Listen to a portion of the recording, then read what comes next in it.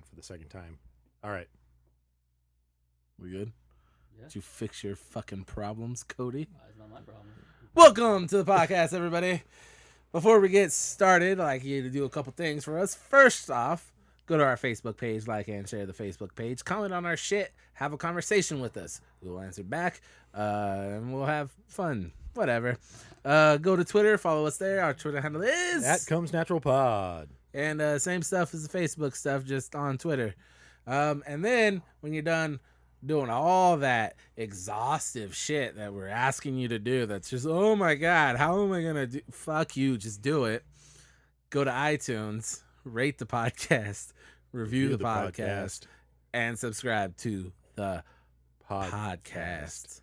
5 stars, preferably, and leave some nice comments. Sometimes when I get really, really sad, I read the nice stuff that's written about us. That's no one has left anyone in like a year. And I remember a better time. And I just want to punch. I want to punch Joe so fucking hard in the face right now.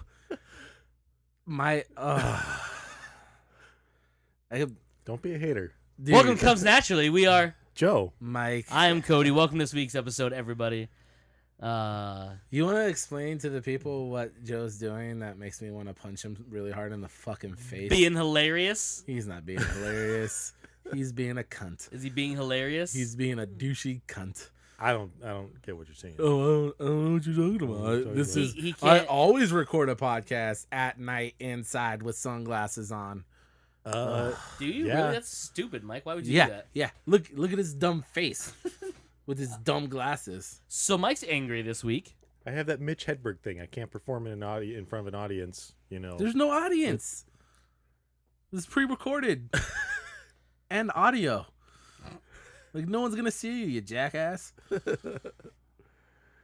Fine. I guess Mike really wants to stare into my eyes. Yeah, Mike's kind of upset for some reason. You a big old bag of shit. Jesus. All right, well. All right. So what are we talking about, fellas? Mike being a big old bag of dicks. Big old bag of dicks. What are we gonna talk about? Speaking of big old bag of dicks, Joe. Wow. What? No, just kidding. WrestleMania happened, It did. Yeah, I did. It did. and oddly enough, we all watched it. We did. Which was weird, right? Yeah, and we didn't watch it like together No. or even Which at the was same time hilarious. because Even close at the same time. we were texting each other. I started way late because I didn't get off work till like 6. So I didn't like actually start it till about 7, and it was like a 5-hour fucking show. And that's about actually where I jumped in myself. Oh, so you jumped? Okay. But I jumped in at 7 o'clock right when Brock Lesnar was walking down the ramp. Oh, okay. So I And didn't then- watch anything before that. So we're texting, and we're like, and Cody started about the same time I started, but that crazy motherfucker started on the pre-show. Fuck that. I watched all of it, motherfuckers. That was What 5 straight hours of shit, wasn't it? Dude, it was like 8 hours. It was like 8 hours no, of 7. shit. Yeah, it was Yeah. 2 hours on 7? on the Oh my pre-show, God. and 5 hours on Yeah. on Mania And you had itself. started at what time? Like 7? Was it Right 7? about a little after 7, Yeah. yeah. I didn't get done till like 2 a.m. So fuck like that. what I did is I watched when I jumped in, I watched from the beginning. Mm-hmm. And somehow managed to stay spoiler free on everything, which was pretty dope. Very proud of myself having the self control of not jumping on Twitter after 4 o'clock. Well, it was also like we're just sitting there going, "Oh my god!" Yeah. and just, "Oh, he slammed that other guy," it but was not really making any reference to exactly we what was couldn't. happening. Yeah, we weren't spoiling stuff, but eventually I finally asked, "Hey, what part are you guys on?" Because I want to know what we're talking about. Yeah, so what I did is I jumped on. I jumped right from the beginning of the main show. Joe just went.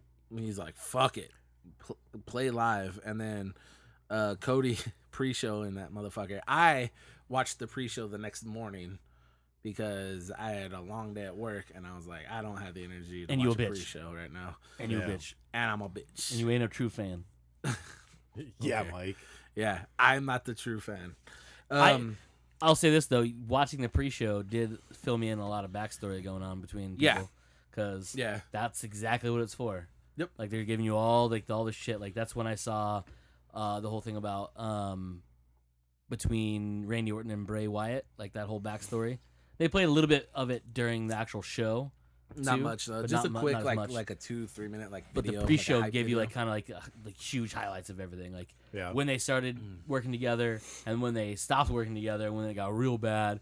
And then I had no idea who Sister Abigail was, and all I know is Randy Orton burnt her house down. Yeah. And I was like, Nice. well, that seems super mean, Right? And And Randy Orton's the good guy in this scenario. Yeah, too. and I was like- what the fuck, WWE? I was like, what now? All right, so we'll start like Cody at the pre-show. Booyah! First off, just a general impression. How'd you guys enjoy it? It was there- lots of fun. Yeah, there was lots of fun, and from what I remember from way back in the day when I used to watch wrestling, it's come a long way. Yeah. You know, the presentation, the fucking LED screens that were on the side of the posts on the ring. The skirting. Yeah, the skirting. Three-quarters of the skirting was Yeah. LCD. That's Yeah. all the time now too. Really? That's All the not time even now? just a Mania thing. Like any Raw and SmackDown now, they Like have any that. big show. Huh? Any Yeah, of the in big any shows? televised show, they Wow. have that now. But dude, yeah, just the presentation of everything, the fireworks that go off, the flames, the smoke, The theatrics of everything. The theatrics is are amazing. The matches for themselves were actually really good. Yeah, Yeah. no. My favorite was the very last one, the Undertaker versus Roman Reigns. Yeah, I had a couple things that I was bummed out about during the show. But again, that's that asshole internet fan in me that just wants to complain. The only thing that because we spoke about this before, the Goldberg versus Brock Lesnar. You know, I luckily literally just jumped in right when Brock Lesnar was coming down the ramp. I was like, oh shit, this is the match I wanted to watch. This must be the end of the show. Little did I know there was still like 3 hours left. Yeah, they surprised me with that one. But I just felt like it was a lot of the same, because it was literally, we talked about this earlier, Cody. It was like what, like three German suplexes, 3 spears, 7 more German suplexes, and then the match was end. Yeah. It was over. So, But I get it. They're 2 big guys, and like they theoretically could do a lot of damage to each other with those moves and stuff. Yeah. I just would have wanted to see more variety. Once they moved down into the like around the rink, dude, that ring- spear ring? through the Yeah, right. ring and that- barrier thing, or the barrier, Yeah. was gnarly, and Yeah. that thing did not break like they normally do. We see that spot in wrestling a lot on like bigger shows or like a hardcore match or something like that. Like the spear through that area is not really like this oh my god moment anymore, because we've seen it so much. But the way that fucking thing broke down and things fell on them, and it wasn't go down clean, like yeah. normal. Things have gone bad. Yeah, something I don't know. They didn't prep it right. you can they hit the see- wrong spot. You can see, I think it was Goldberg had like this gnarly gash on his Yeah. elbow during that part. But so like, yeah, like that, it started to like pick up, and I was like, oh my god, this is gonna be awesome. Then it was just like they went back into the ring, and then it was suplex, match end, and it was like, oh, okay. I honestly think that was probably best case scenario for that match. Really? Yeah. I would have hoped for something more like a little bit more back and forth, like the Undertaker versus Roman Reigns match, where it went back and forth. I don't think Goldberg physically can. You don't think he can? I don't think he physically can anymore. How old is Goldberg? 104. It's not so much 104. his age; it's his conditioning for this. Really? Yeah, because it's he can't really put on a like I talked about this last week. Can't really put on a 5-star match. He never really could. Like, he has very few matches where in his career, even in his prime, where you're like, holy shit, that was like a 30-minute classic, you know? That is true. I remember when I used to watch. He actually said it on a podcast that I listened to, He's 50. Edge and Christian's new podcast, and he was out of it for like 12 years. That's true, yeah. He was on Edge and Christian's podcast, and he was talking about it, and he said, hey, you know, everyone's talking about me, because he was very aware of the criticism, like, oh, I can't, people were saying he can't put on a match, it's bullshit. And he made this comparison, which I thought was a pretty good comparison, and kind of made me go, oh, okay, you know, that makes a little bit of sense. He said Mike Tyson in his prime, people didn't go to a Mike Tyson fight to see a 10-round classic. They went to see him knock somebody out. Right. And he was saying Brock Lesnar goes there, and you kind of want to see him just physically dominate people because that's what he does. Because he's fucking And that's huge. what Goldberg used to do. Yes. And so that's why he's like, I'm not like a classic wrestler. He's like, I have knockout power. My moves are big knockout punches. Right. Which makes sense. And it kind of was like, all right, you know, like that makes sense. That's what they're going for. But I thought the way they did the match, it was the best. I really think it was the best match under 10 minutes I've ever seen. Because you don't really have time to tell a story. No. But they did. Like they did. And I love the opening sequence of three German suplexes? 3 German suplexes. Right off the bat. And you're like, all right, so this one's gonna go a little bit different. And I love it that the camera wasn't on Goldberg. And then you saw instant And spear. you just saw instant spear. And I was like, oh shit. And then Goldberg hits him again and again, and he goes for the pin, and he is beating him a couple times with that. So, you know, leading up, this is the first time Lesnar kicked out of that move. Yeah. And Goldberg, to his credit, told a pretty good story with his eyes, like being kind of shocked and confused. And Lesnar rolls out, big spear spot on the outside. They get back in the ring, and then that's the other 87 German suplexes. And Close yeah. enough. And F5 and a W. And I thought, I was like, all right, well, that wasn't the main event, which I was worried about. I was like, you can't have that match be the main event. And Right. I was reading about it. There was a lot of talk earlier in the week, like, what do we put on last, blah, blah, blah. But for reasons we'll get into later, Taker went on last, which made sense. Yeah. But let's start from the start of the show. Cody, this is all fresh eyes for you. So I want to get your thoughts on Austin Aries versus Adrian Neville on the pre-show for the Cruiserweight title. That one was weird because I've never seen either of those two like at all. Like when he came out, I was like, "Wait, this guy has a title? All right, cool, whatever." My favorite part about that match was Austin Aries' like arrogance at the beginning. Yeah, where like he gets Neville to like leave the ring because he's getting his ass kicked, and obviously if you don't know the rules, belt cannot be transferred for a count out outside the ring. It has to be from a submission or a pinfall. So I thought it was hilarious because when he did that, Austin Aries knew what he was doing, so he just like goes up and kicks up and like leans on the top rope like a hammock, yeah, and just waits. And I was like, oh, what a beast! yeah. That's fucking amazing. I'm interested. Those are Neville's famous for his top rope moves, like the there's a crazy shit flips ton and of shit. Austin Aries can also do them. He's a little bit different stylist. As a guy who's not really a current fan, did that stuff like bring you in? Is that that interesting? All the high flying stuff. That match, and we'll get to more of it too. But the Shane McMahon match, that shit was ridiculous. All right, like those two, that was straight up a hate crime that's done. And in case anyone gives a fuck, I really like the Adrian Neville and Austin Aries match. Oh, was it Adrian Neville? Is that his name? Adrian Neville?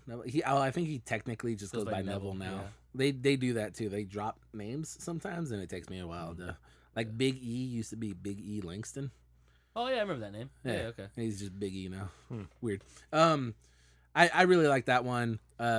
Hopefully those two have more of like, instead of that being the cap to the feud, I kind of want that to be the start.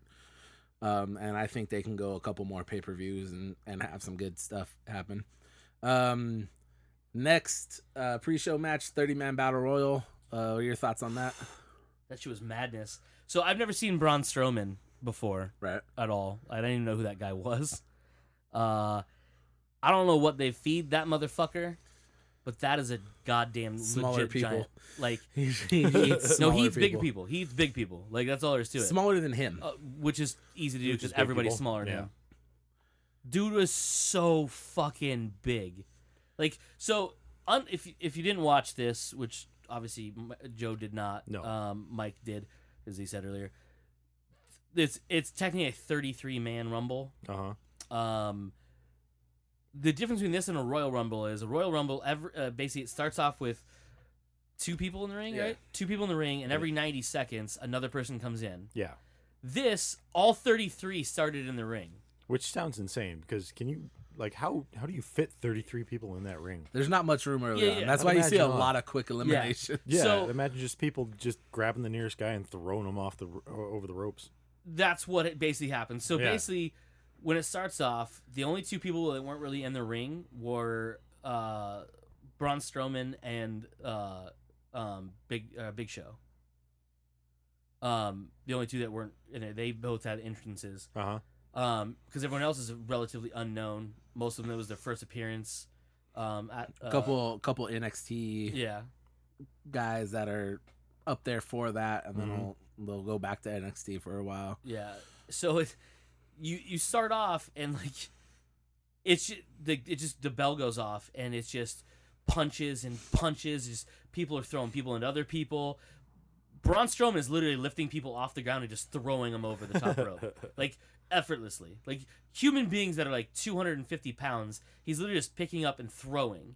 And then people are hitting him in the back, and he just slowly turns and looks at him, and they're like, fuck, I guess all I'm right, next. well, I'm going over the ropes. And then that. And then eventually they get a good, 8 or 9 people out, and then the rest of the people decide they're going to, split in half and, take down the two big guys. So half the group forces themselves onto Big Show and push him out of the ring. Mm-hmm. I will say this though, Big Show does not look good. He's not as fat as he was before, and I say that because he was fat He was before. pretty big, yeah. But his knees, his legs look terrible. I imagine that's a lot of he weight just that you didn't have to carry. move around. He lost a lot. He lost 70-something pounds, right? He can still move around. It's just that environment is not conducive for him because he's just a lumbering big guy at that point. He can't really get loose and do some stuff.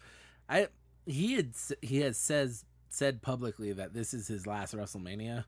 His contract's up in a couple months. I wonder if they're gonna let him go out on a high note and give him a decent little run again. But he hasn't really been on TV much in the last few months. He hasn't been doing much. So hopefully they give him a little bit of shine before he goes away.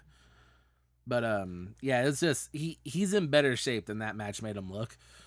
Because he could move around quite. He had a match, a 1-on-1 against Braun Strowman. Yeah, they showed highlights of that a couple weeks ago, like a month ago. Yeah, and was I was really impressed with that match because up to that point, Braun has just been squashing dudes, and Big Show, they did some stuff that impressed me a lot and showed both. Big Show's the one that caused Braun not to be in a match in WrestleMania, right? Yeah.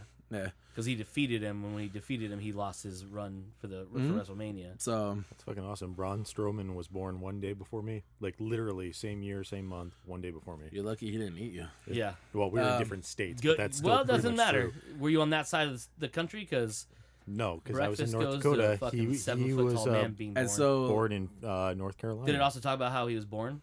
It's not a C-section; no. it's a Braun section. He just stepped out. Oh, I'm sure. Because he was a fourth grader. Yeah. Stepped out with But the dude's only beard and a cigar. he's billed as 6'8" and 385 pounds. That's a big dude. Dude, he's fucking massive. That's a big dude.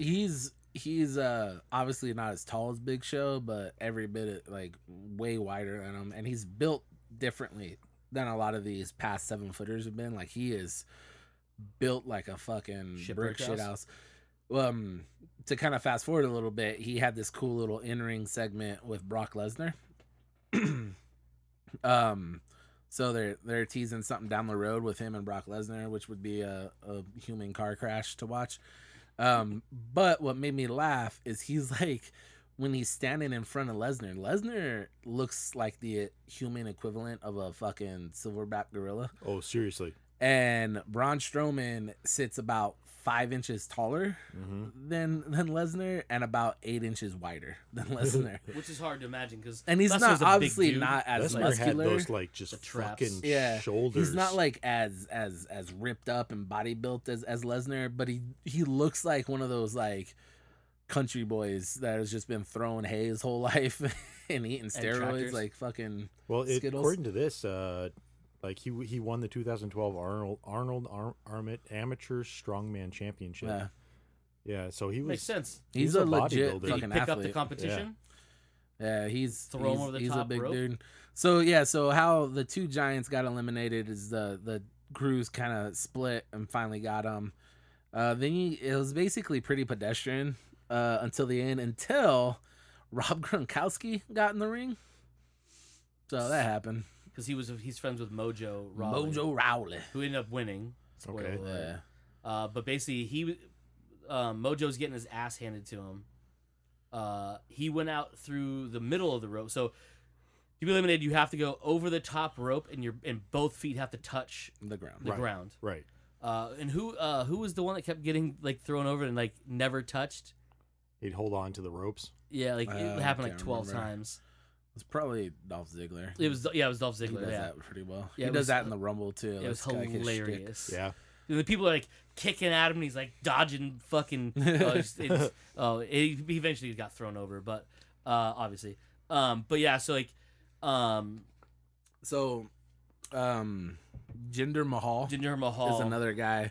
He went out to and Gronk was sitting ringside, and he like threw a drink in Gronk's face because he's boys with Mojo. Yeah, the Mojo hat on. And then so Gronk jumped which this part was funny because I don't think that security guard knew he was allowed to jump the cage. Yeah. That woman one that she came. There's the woman's security card as soon as he jumped the cage, and Gronk has like a real timing for this. Like he's milking the crowd reaction. Like you could tell he's been a fan of wrestling because he knows when he does do anything with him, he knows how to kind of milk the crowd and give the looks. You know that Stephen Atmel was there too. Yeah, that was super weird looking at his Instagram. Seth Green was there too. Yeah, which is weird. And side note, the only celebrity they announced is some YouTube star. Yeah, who? I was like, why are you? Some girl, I think, can't remember what her name is. Something Sinji or something. I think she's part of like I think The Rock's agency signed her, and that's I don't know. It was weird. Anyway, so Jinder Mahal throws the drink in Gronk's face and goes back into the ring to keep beating people up, and Mojo Rawley jumps over the ring cage and he throws his hat back at his buddies, and all of a sudden this female security guard runs up and grabs him and starts pushing him. And then like you see other security guards and then other not like production people, and the camera like cuts away for a second. And I'm like, oh, that bitch didn't know he was supposed to. No one told her. Because they're supposed to stop people when they jump, but obviously he's got a thing. So finally, the announcers though helped with that a lot though because they talk about like you can't just enter the ring, like you can't just jump. Fans just can't jump in. I was like, all right, so he gets in the ring, gets in like his football 3-point stance. And Jinder Mahal's not paying attention across the ring. As soon as he turns around, fucking Gronk just lays him out with a shoulder block. And then Mojo like tells him, "Thanks, man, but get the fuck out of the ring." And then Mojo wins. It's an interesting pick to have Mojo Rawley win. Yeah. I thought for sure it'd be Braun Strowman. I'm like, that's the way they set it up. Yeah. Because when he came down, he got in the ring. Everyone moved away. It's like parting the Red Sea. Yeah. Everyone just gives away. Like they first, everyone's kind of like in the ring. They're like all four corners are kind of spread around.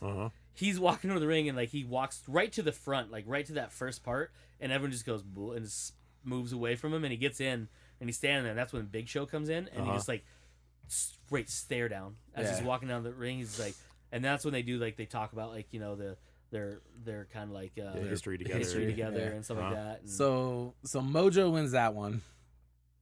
The last match on the pre-show, which was not the women's title match, because I was reading that they got so much backlash that they're throwing the women's title match on the pre-show. Right, which didn't make any sense. Yeah. So they're like, not just me. I know. I was reading. But a what lot they of fat do, idiots on podcasts. But instead of replacing it with like some other garbage match or that's on the main card, or just not refilling they it, put the fucking Intercontinental title match with a match that I didn't care about because it was fun though. Title match, dude. But it's a title match. Yeah. So Dean Ambrose versus Baron Corbin, and I'm like, all right, like I get it. The women's wrestling is going into like this revolution thing. They're marketing it better and they're actually giving them a shot. I get moving them to the main card. I like that. Titles should be on the main card. Don't replace it with the fucking IC title. Like that's the second most storied title in the industry. Did they literally just swap them then? Yeah, I think so. Yeah. I'm trying to think if there's another match that made more sense. Like me personally, I would have put Cena and Nikki Yeah, Bella, that would have but been you good. can't. Well, no, You because can't put Cena's Cena. big. Yeah. Yeah, Well, just nothing. Just nothing. yeah. Just I think don't they do could it. have. I mean, something else could have gone short. Like, You cut could have a backstage started. You segment. could have literally started at the main card, with the women's match. Just like move the goalposts. Yeah. So that was kind of lame. But as much as I didn't give a fuck about that match was pretty good. Yeah. Dean Ambrose wins, retaining his title. Baron Corbin had probably his best performance I ever seen. So good on him for fucking stepping up when he needs to in a big moment. Still needs a dude. He is holding on to that Wisp little bit of hair. And he lets it down. Yeah, that's right. It's him. And it's it's so obvious on the top of his hair that he's like looking super going bald. dangerously close to having There's the like Hulk 5 Hogan. thick strands of like oiled hair. It goes back, and like you Homer can literally Simpson see has more hair on top of his head than this guy. Yeah. pretty close. Yeah. It's rough. But yeah, good match. Dean Ambrose is always good. Baron Corbin stepped up, so that was a pretty fun match. I don't know how the fuck they wrestle in jeans. I think he's got stretchy jeans. Yeah, Dude. I think some of them have stretchy jeans because I I don't was know, man. wondering the Those same were- thing. Those I was like, wow. But yeah, no, that was a fun match because they both beat the shit out of each other. Yeah.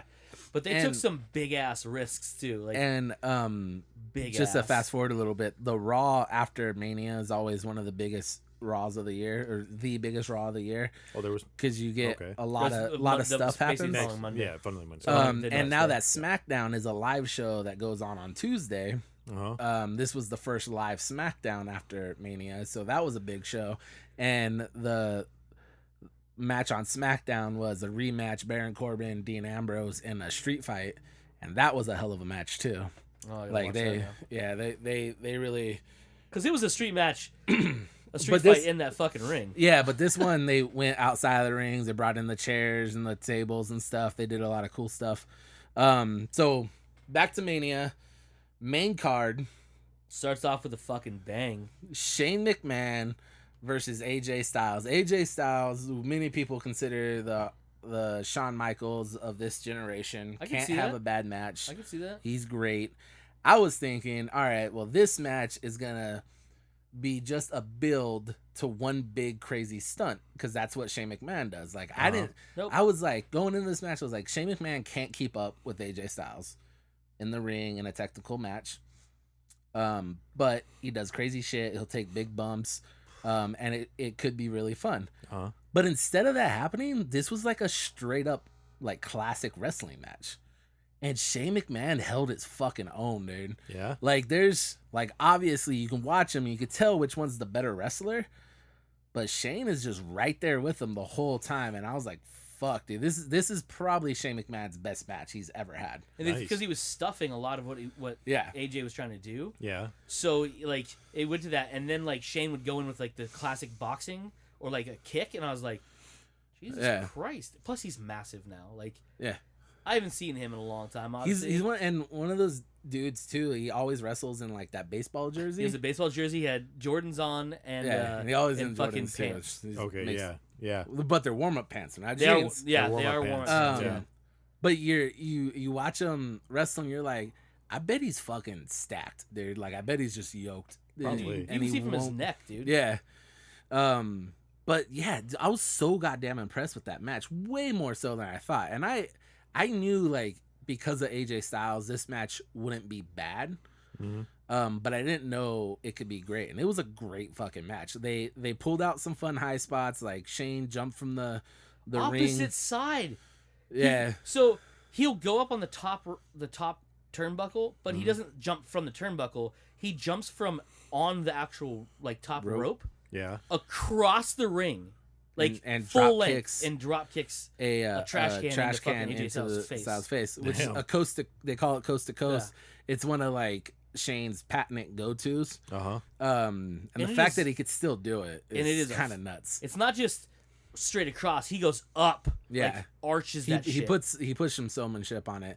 The other big Shane McMahon staple in his arsenal is lay the opponent on the announcer's table, and he goes up to the top rope and jumps out out of the ring Yeah. and Yeah. drives an elbow through the opponent. And Uh-huh. he did that to AJ a couple of weeks ago on SmackDown because they kind of been feuding. Uh-huh. This time, AJ got out of the way and he fucking ate shit hard through that table. Nice. And so they pulled out like Shane McMahon's like go-to moveset. You know, he had the coast to coast, he had the elbow drop.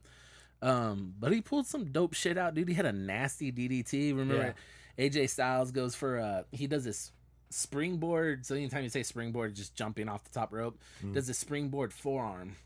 So he'll jump off and come out with a forearm. It has a across the name. guy. What was it? What did they call it? Nah, I can't remember. Yeah, it basically is a flying forearm. Okay. But Which is brutal. it's super dope because he lays it in pretty hard and he like sidesteps it, hooks his arm and then jumps over and lands a DDT on him, Nice. which was dope. He AJ went for a springboard 450, so off the rope, do a flip and a half and land on his downed opponent. So in The opposite way. yeah, He so flips when and spins. AJ jumped in the air, Shane shifted his body and caught him in a triangle choke, Huh. which was pretty fucking dope. Like I was like, all right, that's pretty badass. But yeah, it was good reversals, good back and forth.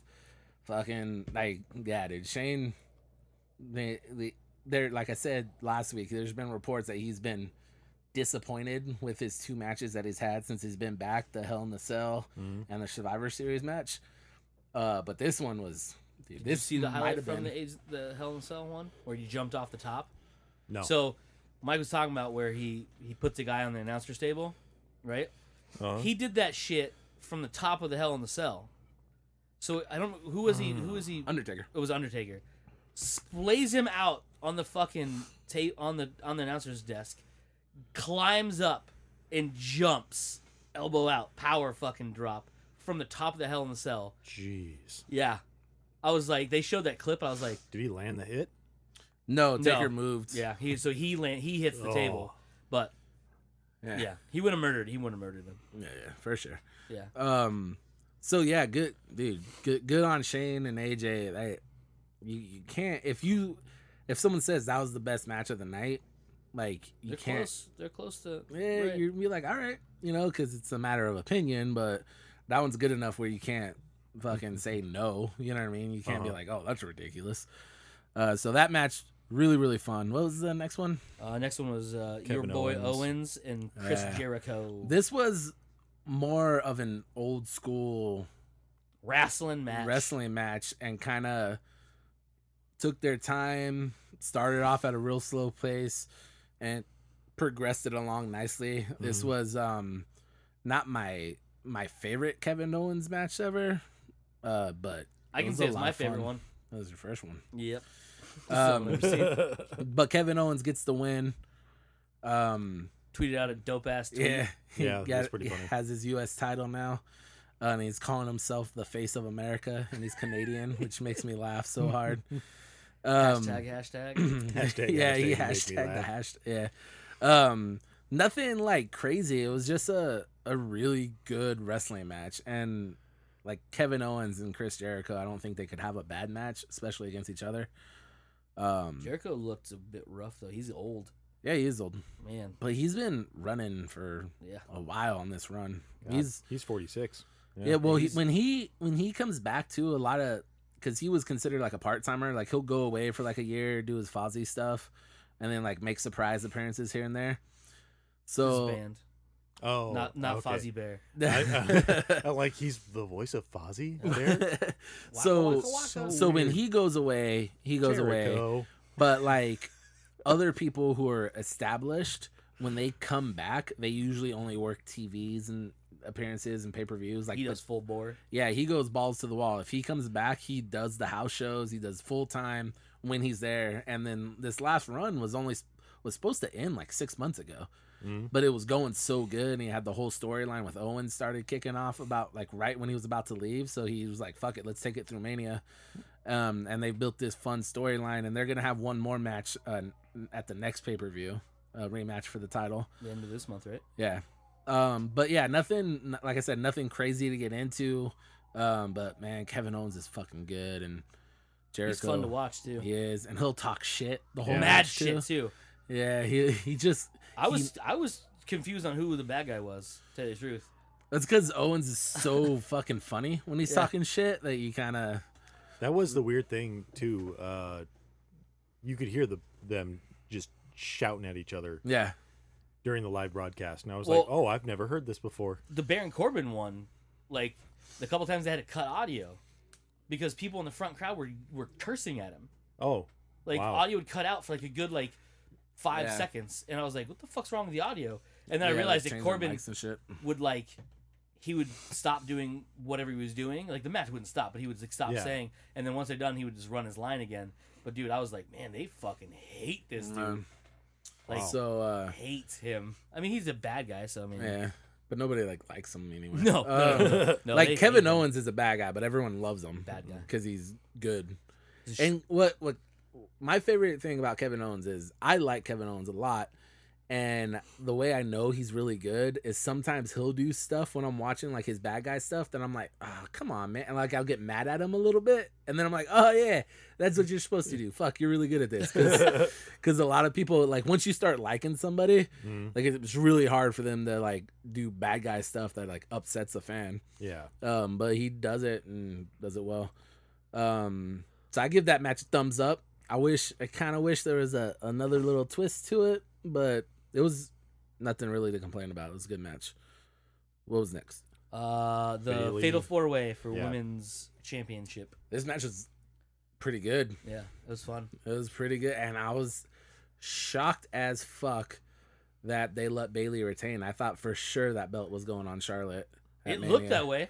Yeah, It looked that way for sure. and Bailey, to start, Nia Jax is the women's division's Braun Strowman. She's a fucking giant compared to everybody else. When she tossed, Sasha? was it Sasha I think it was- onto Oh, Bailey yeah.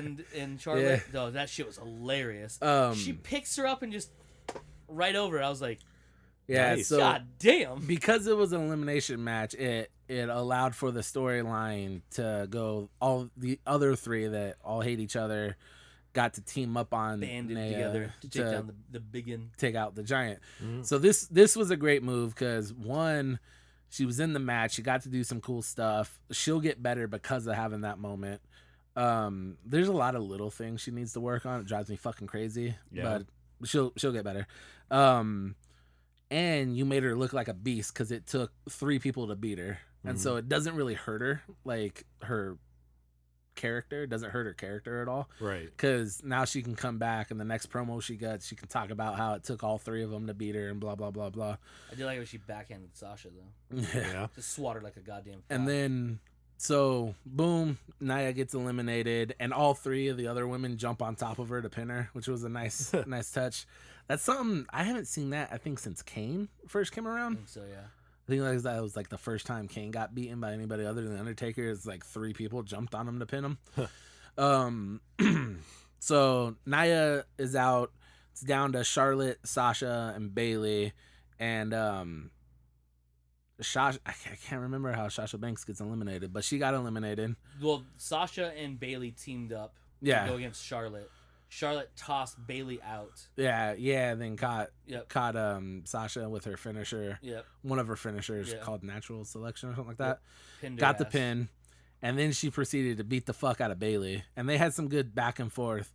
But I actually really liked the ending and the build up to the ending of this match. She hung Bailey up on the turnbuckles. When you do that, it's upside down leg wrapped under the top turnbuckle, so they're hanging there upside down, and I was just beating the shit out of her knee, and then she goes onto the top rope while Bailey's still hung upside down to hit her and stuff, which was a unique thing because I never really seen that. And Bailey pulls herself up enough, and my favorite part about this is it didn't look fucking smooth. It looked like it was just a brute strength move. Yeah. And you know how if they're in the middle of the ring and they'll run, one guy will duck their head and toss them over. Yeah. So she basically did that, but while she was wrapped up in the turnbuckles, and just kind of picked her up and threw her off. And I was like, holy fuck, I didn't know Bailey had that kind of strength in her. And obviously Charlotte's helping, but it looked really good. And then Bailey got to the top rope from there and hit the old Macho Man elbow drop on Nice. it on her and kept the belt like that, which I thought was dope. I was That's like, nice. throw a little, Yeah. because she's a big Macho Man fan. She'll come out with the Macho Man like fringe and stuff hanging from her arms on her that's dope. entrances. Yeah. So It was cool because she did the whole body layout and just and she drops a dope elbow too. Like a lot of she people, a professional for sure. yeah, a lot of people throw elbows, throw shitty garbage ones. She drops a real good one. So yeah, I was real happy with that match. I thought that was a lot of fun. The next one is the Fatal four-way four-way. tag team ladder match. yeah. All right, Was supposed to be a 3-way. this was dope as fuck because New Day. I thought The switcheroo. yeah, I thought this match was gonna be fun anyway, and there had been rumors about the Hardy Boys signing up, and I was like, I don't know if that's gonna happen because like they had literally the night before wrestled for Ring of Honor, but they dropped the titles, and I was like, oh shit! Once they lost the titles, I was like, all right, there might be might be something to this. But then New Day comes out right before the match starts, and they're a tag team. And they were the longest running tag team champs in WWE history at one point. Mm-hmm. So the way they're saying it, and the crowd, they basically say, we just got word that another team has been added to this match, and the crowd instantly go to Hardy's. But the New Day did such a good job of milking it, and they started taking off like their goofy hats and stuff. The two stuff of that them, they're the wearing. two tag team guys, Yeah. which I don't know their names, they came out without their garb on. Yeah. And you're like, oh shit. So you're thinking like, all right, it's not Hardy Boys. It's and instantly when they first said it, I was like, fuck the Hardy Boys. But they did such a good job of selling it, and they even got the crowd switch stop over. chanting Hardy Boys. Then went to the Who. Yeah, and they thought it was gonna be New Day, and then the Hardy Boys music hits, and the New Fucking Day place. turned around, erupted, dude. It was the loudest. Erupts, dude. It was the loudest that building got all night. Damn. And then they go out and pursued.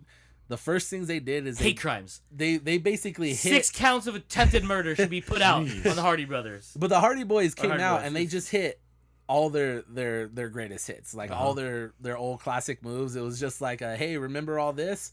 Boom, we're gonna do it all in the first 2 minutes of this match. Dude. Damn. And then the other teams got their shine. There's really cool ladder spots and some dope moments. The biggest moment, of course, was The 77-foot tall yeah, ladder.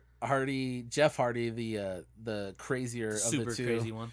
climbed to a top of a giant ladder and did his old swanton bomb onto two people that were propped up on ladders and broke through one of them. The other one like kind of rolled off. It was Cesaro and Sheamus, right? Yeah, where they got sent through the ladders.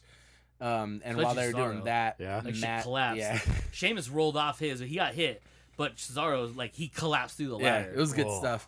And then while that was happening, Matt was left alone in the ring and was After able to beating climb. the shit out of both Anderson and Gallows. off the same ladder. But it was a good match, dude, and it was a hilarious. little bit shorter than I wanted it to be. I wanted it to be just a little bit longer. It was But 11 man, minutes and 5 seconds. and that I wanted it to be like a 20. Yeah, but it was minute. pretty much all dominated by the Hardy Boys. Yeah. Well, like everyone got something in. Like Right. everyone got their shine For on. the number of people in Yeah. this match, you're saying that you felt that Yeah, should have been and ladder longer. matches, especially multi-team ladder matches, like you kind of have to watch it a couple times because then you can watch some of the stuff that's not That's center going off, screen. yeah. Yeah, and you get some cool stuff there. So, like I said, I wish it was longer. That's my only complaint about that match. But I mean, more so than the match itself is the fact Hardy Boys come back to the WWE and hit the titles in the first night, and so it's gonna be real fun to see what happens with that going further. So, Cool, big cool. old thumbs up, big pop. Bump. Then it was the mixed tag team match with Nikki Bella, John Cena. You wanna know my versus thoughts on this Maurice match? and The Miz. What's that? No. I didn't watch it.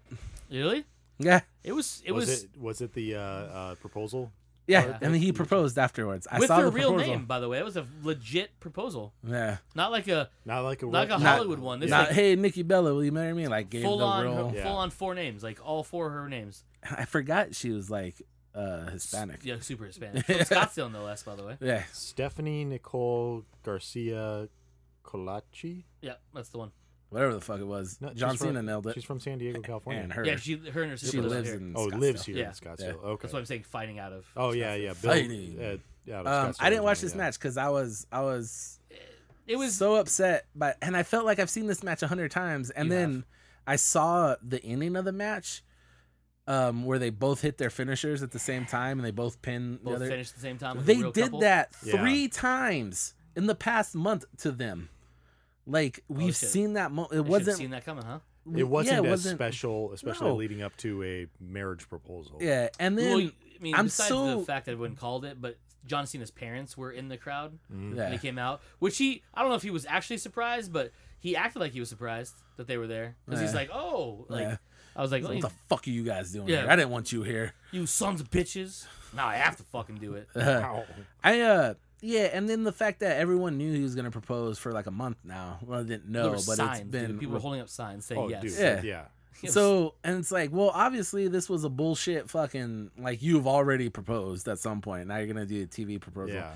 which I get. There's been tons of TV proposals in WWE history and wrestling history, but like they weren't trying to fool us and let us think it's real, you know? Like this whole match and the whole setup and the whole fucking ending and the whole proposal is literally just to be on Total Divas on the next season. Like that's the only reason that it existed. And so I was pretty upset by it. So I fast forward through the whole Yeah, match. it was very good. The Miz beat up Cena, which should never ever happen in history of And wrestling. Miz is, I don't like the Miz. I'm not a fan of the Miz, but he has been much better over this past year than he ever has been. His promos have been better. His Villainy has ring been set, like everything's been better. So I'm interested to see what he gets to do next. Cause like usually anytime you're in the ring with John Cena at WrestleMania, like that's a big moment. You're gonna lose. But this match, how long? Do you have the timer on that one? Yeah, this match 9 was minutes, 9 40 minutes 40 seconds. seconds. Yeah, yeah. what the fuck, man? John Cena gets a 9-minute tag Dude, match at literally Mania? the first 5 minutes was him getting his ass kicked by Well, that's the Miz. So Yeah. and like him like being confused in the middle of the ring and nah. they're making fun of him and blah blah blah. Yeah, garbage. They're It just was garbage. not good. Yeah, it was not fun. So, whatever. Next match. Next one was Seth Rollins versus Triple H in a non-sanctioned match. Yeah, I like That- this match. I loved this match. Yeah, man. I'm usually not a fan of matches that have a storyline injury going into it, because then the guy has to sell the whole time. They have to sell the injury. in this case the knee injury, Mhm. and sometimes that takes a lot away from the match. But I felt like Seth Rollins and Triple H are just so good that it worked anyway. This was the longest match of the night. 25 minutes, 30 seconds. Well, because it's non-sanctioned, so it doesn't have a time limit. Right. But yeah, I thought the ending of the match was good. I thought Seth, he did a great job of selling the knee injury all night. Plus, the Triple H really hammed it up of beating the shit out of that knee. Like when he puts the fucking knee through the chair. Yeah, I was like, first off, I know you have a brace on that, and I know this is fake. can't feel good.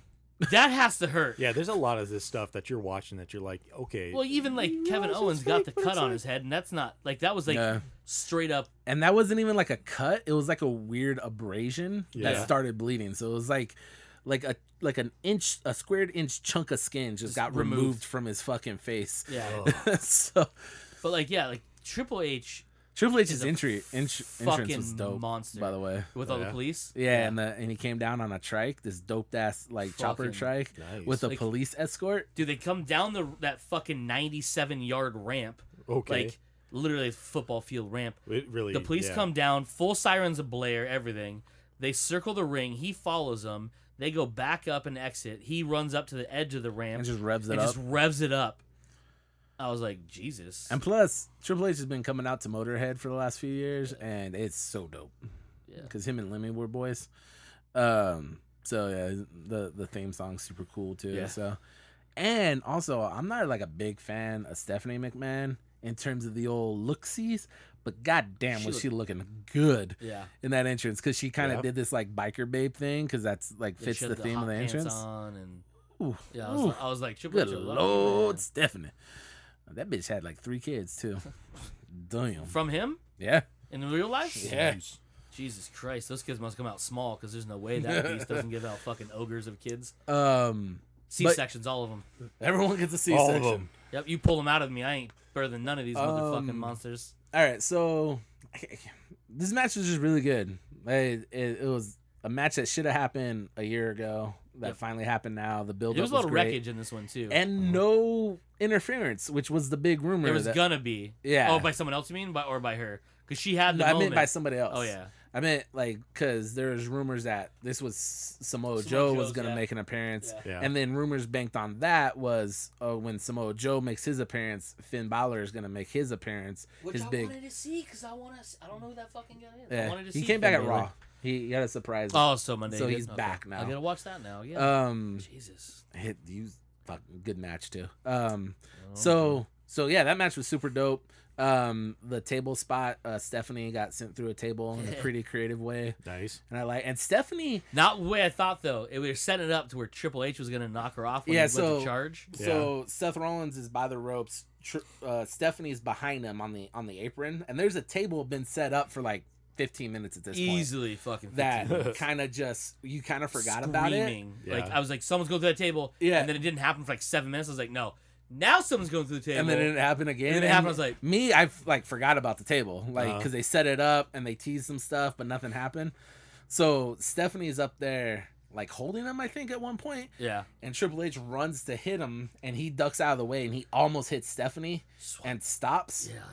And then turns around, and Seth kicks him right in the face.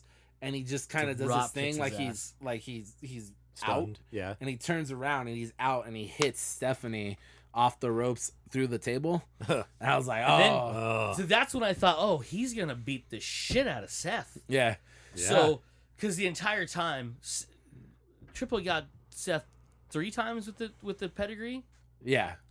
And Seth kept 2 times. Kept trying. Oh, dude. Kept trying. Dude, there's a sequence where, because they're kind of cock teasing Seth Rollins hitting the pedigree, which, to kind of go back to the story, the pedigree is Triple H's finishing move. Okay. When Seth was his like protege, he started using it because his old move got banned. They couldn't use it anymore, and like it was too violent, and they didn't want to do it on PG TV. So he started doing ripping hearts. It's called the curb stomp. I think that was the problem. Okay. Right. Yes. But it was dope though. No. So it made sense because he was kind of Triple H's boy. He started using the pedigree.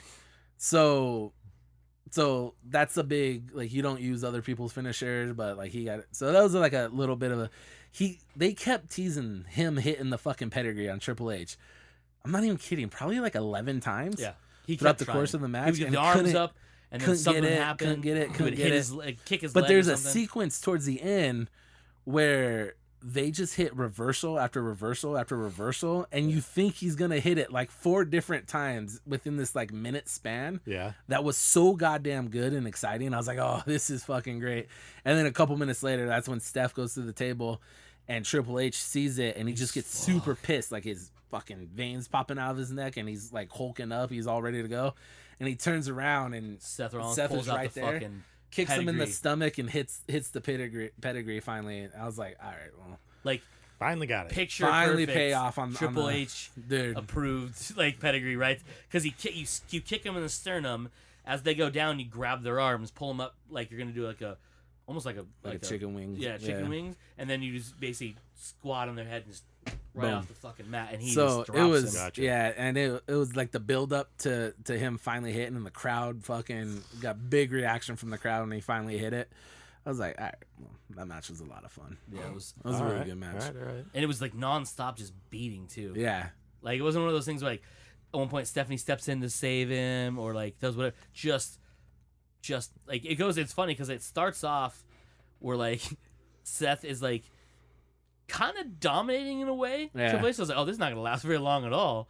And then like, no, 10 minutes of just fucking Triple H just beating the shit just out of him, trying to fucking murder up his him. knee. Yeah, dude, hitting him with a metal chair, putting him up. Dude, the one where he got up on the desk, the office chairs. Oh yeah. So he's like, there's 3 announcing desks at ringside. Yeah. So at one point he drives Seth Rollins over the barricade area. They're fighting a little bit in there. Throws his ass back over, picks him up and lays him across the opening. Then Triple H gets up on 2 office chairs like this, like all awkward, jumps and just lands on his knee. It's funny you even bring that up because I looked at Jen. I was like, yo, how impressive was it that he could stand on 2 office chairs that swivel and had wheels and not fall when And he jump off of them. like and got air too. I was like, fuck, I would have Professional. Yeah. Not have been able to stand on one. Yeah. Yeah. With 2 people holding it, I couldn't have stand on one. He did on 2, and people were like cowering away from him. I was like, ain't no one gonna help this man. Right. It's Yeah. the king. But He's the king of Raw. Help him. The match was good, had a nice build to it, good back and forth, and Rollins pulled out all his old trick skis, and Rollins is 100%, by the way. Like there's no he was doubt doing about it. crazy shit on Raw the next night. Oh yeah. Which kind of like he was selling the knee a little bit, but he was like, all right, let's stop with the knee storyline. I'm gonna start So doing I wrote regular some shit. Tussin on it. We're good. So that was a fun match. That was really good. Next up was my favorite match, which was Randy Orton versus Bray Wyatt for the I was disappointed WWE in this Championship. Really? Yeah, I've man. never seen Bray Wyatt. I'm a big Bray Wyatt fan. Like I've never seen him. He is a sociopath. Yeah, the theatrics in this match was pretty dope. The fucking ring, the ring. the image. So Bray Wyatt has like this gimmick where he has almost like supernatural powers without really like saying he does. Okay. Well, he did call himself a god in the middle of the match. Yeah, I'm And a that's- god. I'm like, that's something he said in the past. okay. But he kept when they had like Orton down, like he has this taunt thing that he does where he goes to the middle of the ring or the corner of the ring, holds on to the top ropes and leans all the way back. He's really flexible for a big dude. Yeah, surprisingly. And then when the first time he did that, I think it was maggots. Maggots. Like they go to an overhead cam. Everything goes dark. Goes an overcam, and then like a crystal clear like 8K image. Of Giant maggots. and fills the thing. Randy Orton gets all like creeped The- out the and like ref rolls out of ducks the out ring, underneath. and the ref sells it really well. And then like later on, he does it again. It's something else, cockroaches. And then my favorite is he does that thing from the corner, but he also does a back bend. back bend. Full on. He's a big dude, and so like Mike Big. he's built Uh-huh. like me, better in shape, obviously. Well, yeah. But like that's like the build Yeah. of him. So feet on the ground, Bends facing backwards. up, yeah. uh-huh. Bends over backwards. hands Yeah. on the ground, and bends up to where his Full-on face exorcist. is complete. Yeah, and he'll walk like that. And so he's done this before, but like he now he kind of saves it for big matches, and because it's a cool sight. Yeah. And that's the last time they did like something came up on the screen. I think that time was the cockroaches. Oh, might have been the cockroaches last time. But it was cool, and Randy Orton ended up winning with an RKO, and they kept saying RKO out of nowhere because that's like a thing because it became an internet thing. He tried to get it a couple times. Yeah. Started going. He nailed it one time on the outside, which was pretty cool. But obviously, But the last one to finish the match was like yeah. straight up. Like he just Bray Wyatt is capable of so much more in that ring than that match showed. Mm-hmm. And I was a little disappointed they didn't let him like flex because Randy Orton is like the natural. Like he's good. He's really, really good, really smooth, can go against anybody. And Bray Wyatt has this cool, unique move set, and he's really good. I was kind of hoping they kind of just let him. Like I was cool with the theatrics, but like in between it, I was kind of hoping more of a back and forth, cool wrestling match. And then also I really wanted Bray Wyatt to win because he just fucking won it like 2 months ago, and he didn't. That's his first actual title defense, and he lost it. Like fuck, all right, but they're not done. They're gonna continue to have matches for a little bit, so it'll be cool to see what happens after that. But I was a little disappointed in that match. Not my favorite one. All right, next up would be the Brock Lesnar with Paul Heyman versus Goldberg for the Universal Championship.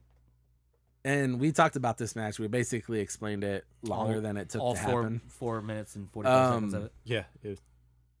I thought best case scenario, can't put it on last because I thought that's exactly what the match needed to be, and I was completely happy with it. You got Goldberg came back, had his run, looked dominant, had a cool moment, with the title. but Lesnar now looks back like, because he made Lesnar kind of look like a bitch beating him so quick.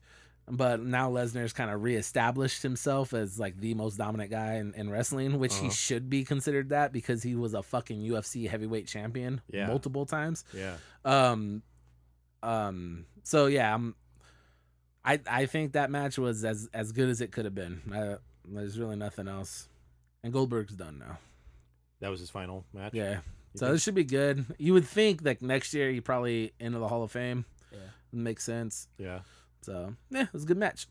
And then up next was the six-pack challenge for the WWE SmackDown Women's Championship. Yeah, this with match. Naomi, Alexa Bliss, Carmella with James Ellsworth. Carmella. Was fucking hilarious. Which was hilarious. She's skipping down the Mickey ramp James. and he's just like being dragged along. Natalia and Becky Lynch. I like Becky Lynch, too.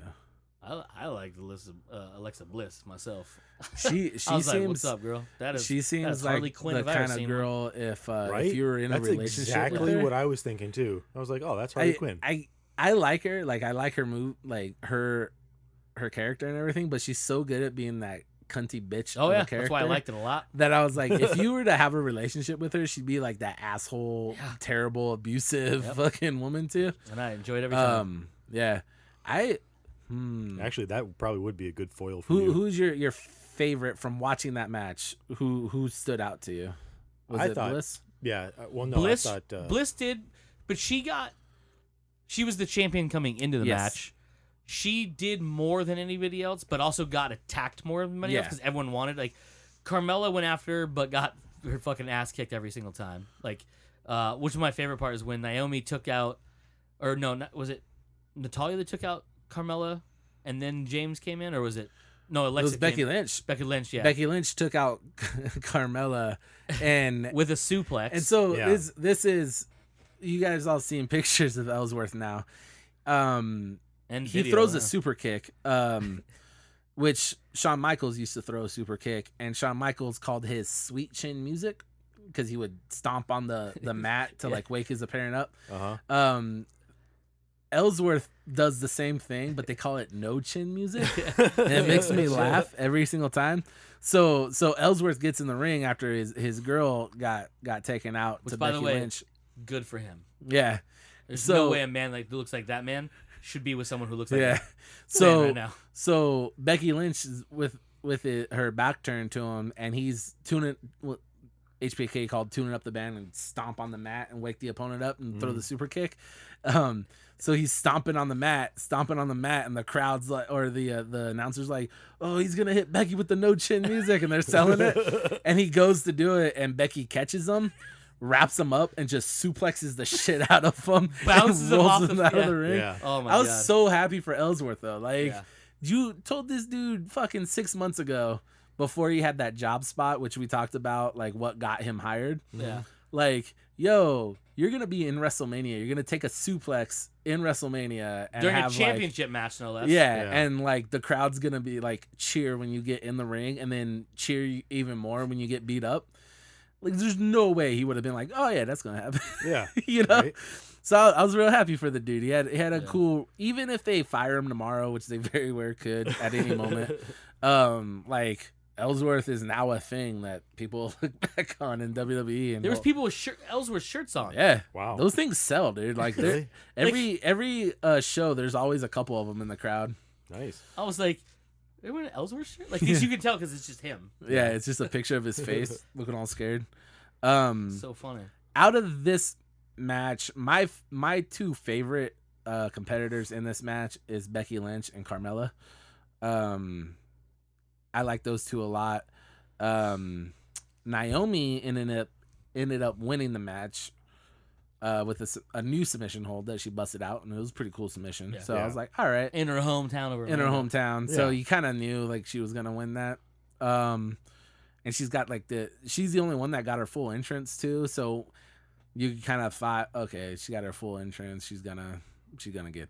Yeah, because Becky got most of hers. Man. But like because they all came into the ring from outside. Yeah. But halfway halfway down they went to the next one. Cut to another one. So and then Bliss Naomi does this crazy Black feel light the fucking- glow, so black lights and Dude, dancing yeah. and stuff like that. Shit was nuts. I think she probably gets more tired from the entrances than she does from the match. Right. Sitting there But it's raving a down cool, the unique, ramp. unique entrance. So she got the W. Kind of wish it was just a little bit longer. Yeah, it was pretty short Felt pretty short for being a 6-pack challenge. yeah, it was for just- six 6.5. competitors. 5.535. yeah. That's 5.5 it? minutes, yeah. Five? 5 minutes 35 seconds. Dude, the Holy intros fuck. and the exit took longer than the match. Naomi's dancing was longer. Total was longer than Yeah. 5.5 minutes. So that's a little bummer. I feel like they got shortchanged a little bit, but But there was a lot it was of a good action moment. going on, and there was a Yeah, lot it of was everything nonstop just once they got in there. It was a boom, lot. yeah. It was a very packed 5.5 minutes. yeah. So yeah. All right.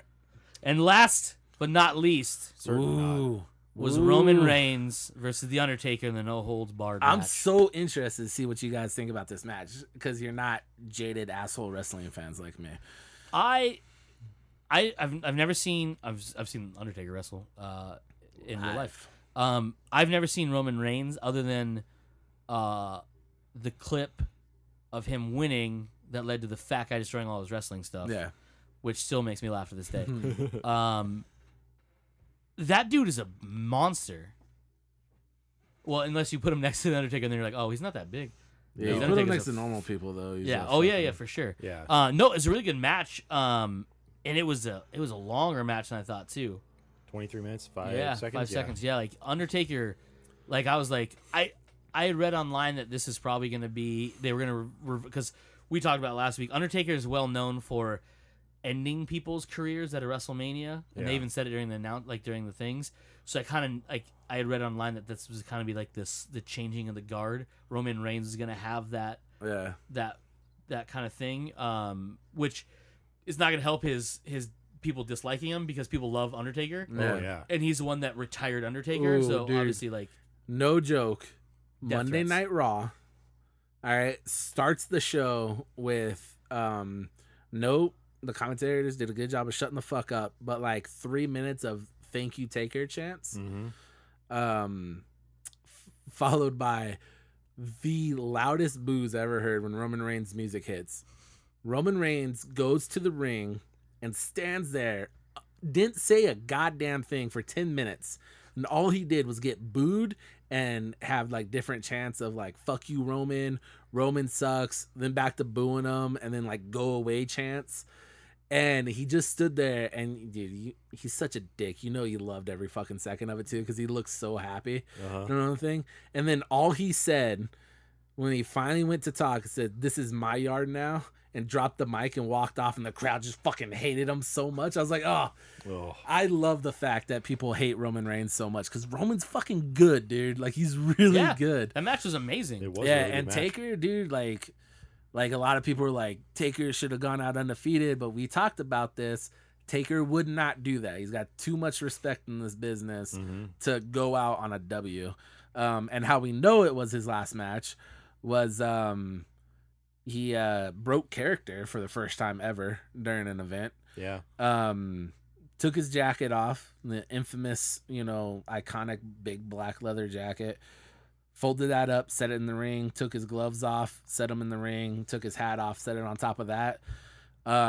Went out, kissed his wife, which, dude, Taker is as fucking old school as it gets when it comes to not breaking character. And I was like, oh, shit. Yeah. Right back into it, though. And then, which I texted you guys and made me laugh that Undertaker had a shortcut because he came up Yeah. in the Through middle the- of the from underneath, but like more than halfway down the ramp, so he Yeah. didn't have to walk that long. And then went back to that spot where he raised up through because the infamous one arm in the air is his kind of pose, and then it lowered him back Don't down. forget one up fire or Yeah. lightning. Yeah, it was dope. Yeah. It was, I loved his entrance. Oh my god. yeah, his entrances Oh. are always good. But once you get that bell, just ding, Funeral bells, yeah. Yeah, You're like, I really like this match, man. did too. I thought for like it was It was way longer than I thought it was gonna be as well. It's and what I Taker liked. Yeah, beat it the was shit out of him really good Yeah. early on. Threw him out of the ring a couple times, yelled Which- at him. Dude, when he landed on his face, I was like, Yeah. is he dead? No, he got back up. Okay. And then hit him with the tombstone. There was one part of the match that you could tell went wrong, and it was like probably both of their faults. You know, a little bit of Taker, a little bit of Roman. But there was a spot in the match where you could tell Roman was supposed to reverse the tombstone and pick him up and hit him with the tombstone. But he couldn't get it. But they couldn't, like, they both kind of lost their balance at the same time and they couldn't really save it. But that's the only, like, flub in the match at all. And this match had shades of, you guys probably haven't seen it, but there was a match a few years ago, I think it was in Orlando, where Shawn Michaels retired Ric Flair. They talked about it on the... Yeah, and so you had vibes of that because at the end of the Michaels-Flair match, Flair was just done. Couldn't do anything else. And Michaels knew. And Michaels didn't want to retire him, but he also didn't want to fucking not lose. So he, again, his sweet chin music, he was standing in the middle of the corner. And it's this pretty iconic moment now where you see it, the camera's right on him. And Ric Flair is standing in the middle of the ring telling him to, like, bring it on, but you could tell he's just done. And Shawn Michaels says to him, "I'm sorry, I love you," and super kicks him and pins him and beats him. This had, like, shades of that because once Roman got the upper hand, just spear after spear. I think it was 3 spears that they hit him with, and he kicked out of every single one, which is Roman's finishing move. And Roman, like, after the third one, he did a good job of, like, telling, like, what the fuck? Yeah. And then Taker went to do his patented sit-up, but he got, like, halfway up and then fell back over. Yeah. And I was like, oh, no, this is it right here. I was like, oh, this is it. And so when he finally got up, they kind of, like Roman went over and, like, basically told him to, like, stay down, you know, and Taker basically told him to fuck off. And got up one more time off the rope a few times and fuck big giant spear again and pinned him. And the crowd hated that so much. And then that's what led to, you know, the reveal that Taker is retiring. And they haven't even said it. They're still playing it off like the commentators mentioned it the next night. Like, we believe that may have been his last. I'm like, bitch, that's his last match. Like, no one takes their fucking gloves off. Yeah, no one does such respect like that. And I know you know, and Cody probably knows. You know, they left his gear until the ring. Very last. It was minute literally until they had to, like, finally take it. You don't pay that much respect to somebody if they're going to be coming back. I mean, who gets an outro? Like, Exactly. Nobody got an outro. Yeah. Well, Naomi got a little bit of one because they turned the lights back off. But, home crowd. But, like, like, full on outro. Like, but, like, me personally, I kind of wish Taker would have retired a couple years ago because I don't feel like a whole lot of great stuff has happened in the last year. But that fucking match was good, dude. It was and, really like, good. He, like, I know this doesn't matter to him at all, but he should be fucking proud of how he went out. Like, that was a dope match. He passed the torch like he's supposed to. Like many people have to him. And he's the most respected dude in wrestling. Like, like everybody, even Bret Hart is a salty old asshole now, but even him, he was talking like how Undertaker's the greatest and blah, blah, blah. So yeah, it's very, like, for surely expect Undertaker to headline the Hall of Fame class next year. Like, there's no reason to make him wait, like, to make other people wait. Like I would you can almost get away with just having him in the Hall of Fame next year. Like he's that big and that important to that company where they could literally just make him the only Hall of Fame entrant that year, and they probably will do that actually. Wow. But yeah, I was from start to finish. I thought the show went better than I thought it was gonna go. I enjoyed it a lot. Like I said, I was a little disappointed with a couple matches. Obviously, I didn't watch the Cena Bella match, but whatever. Yeah, man, it was a good show, good fun time. Yeah, definitely. From what I saw, yeah, it was a good 8 hours. Yeah, you fucking maniac. was. Like I said, when I woke up the next morning, I threw on the pre-show and finally watched those matches. Like, because the first 40 minutes of the pre-show is just telling you about what's going on. Talk, yeah. And a lot of it's like trying to get you to pay, try the WWE network. And I think that's what they did really well. Because like I said, I jumped in for the Brock Lesnar Goldberg match, and Lesnar's walking down the ramp, and they suddenly cut to his backstory, and it's like, oh, okay, it's explaining the other two matches that he had with Goldberg and blah blah blah. One of the things that I think WWE deserves more credit for are their video packages that they put together, because they're almost always phenomenal. Even if the match sucks afterwards, if they have a video package, like one of the best ones, you probably find it on YouTube. It's the video package leading up to the intro of Rock versus Stone Cold at their second main event of WrestleMania, because it was the best one.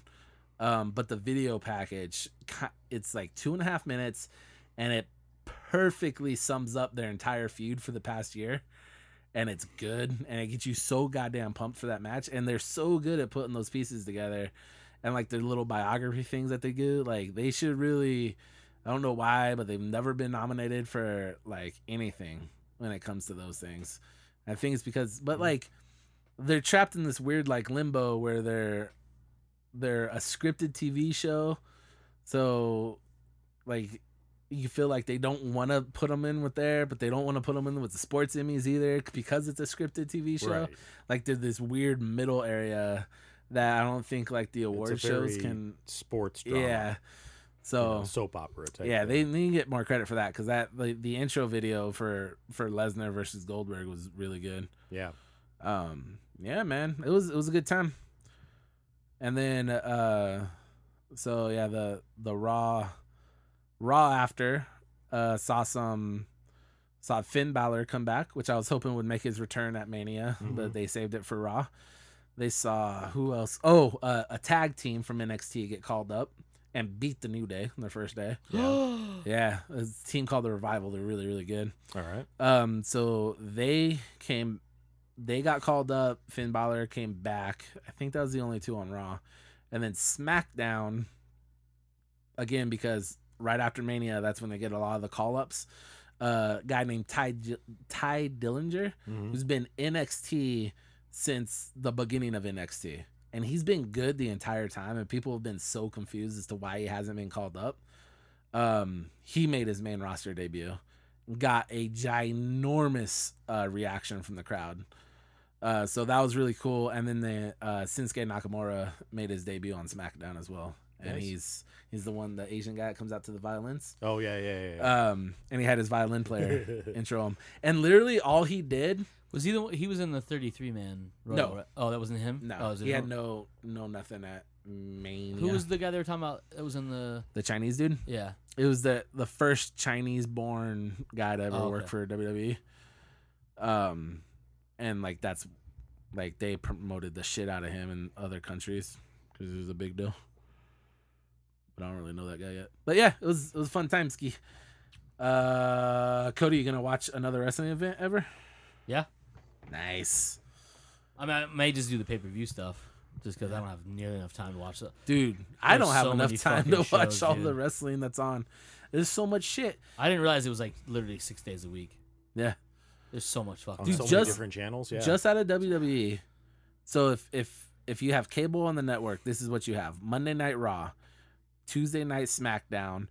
After SmackDown on the WWE Network, you have the Cruiserweights on 205 Live. On Wednesday, you have NXT. So boom, your first 3 days of the week, you have 3 hours, 2 hours. 7 hours total of wrestling. Wow. To watch on TV.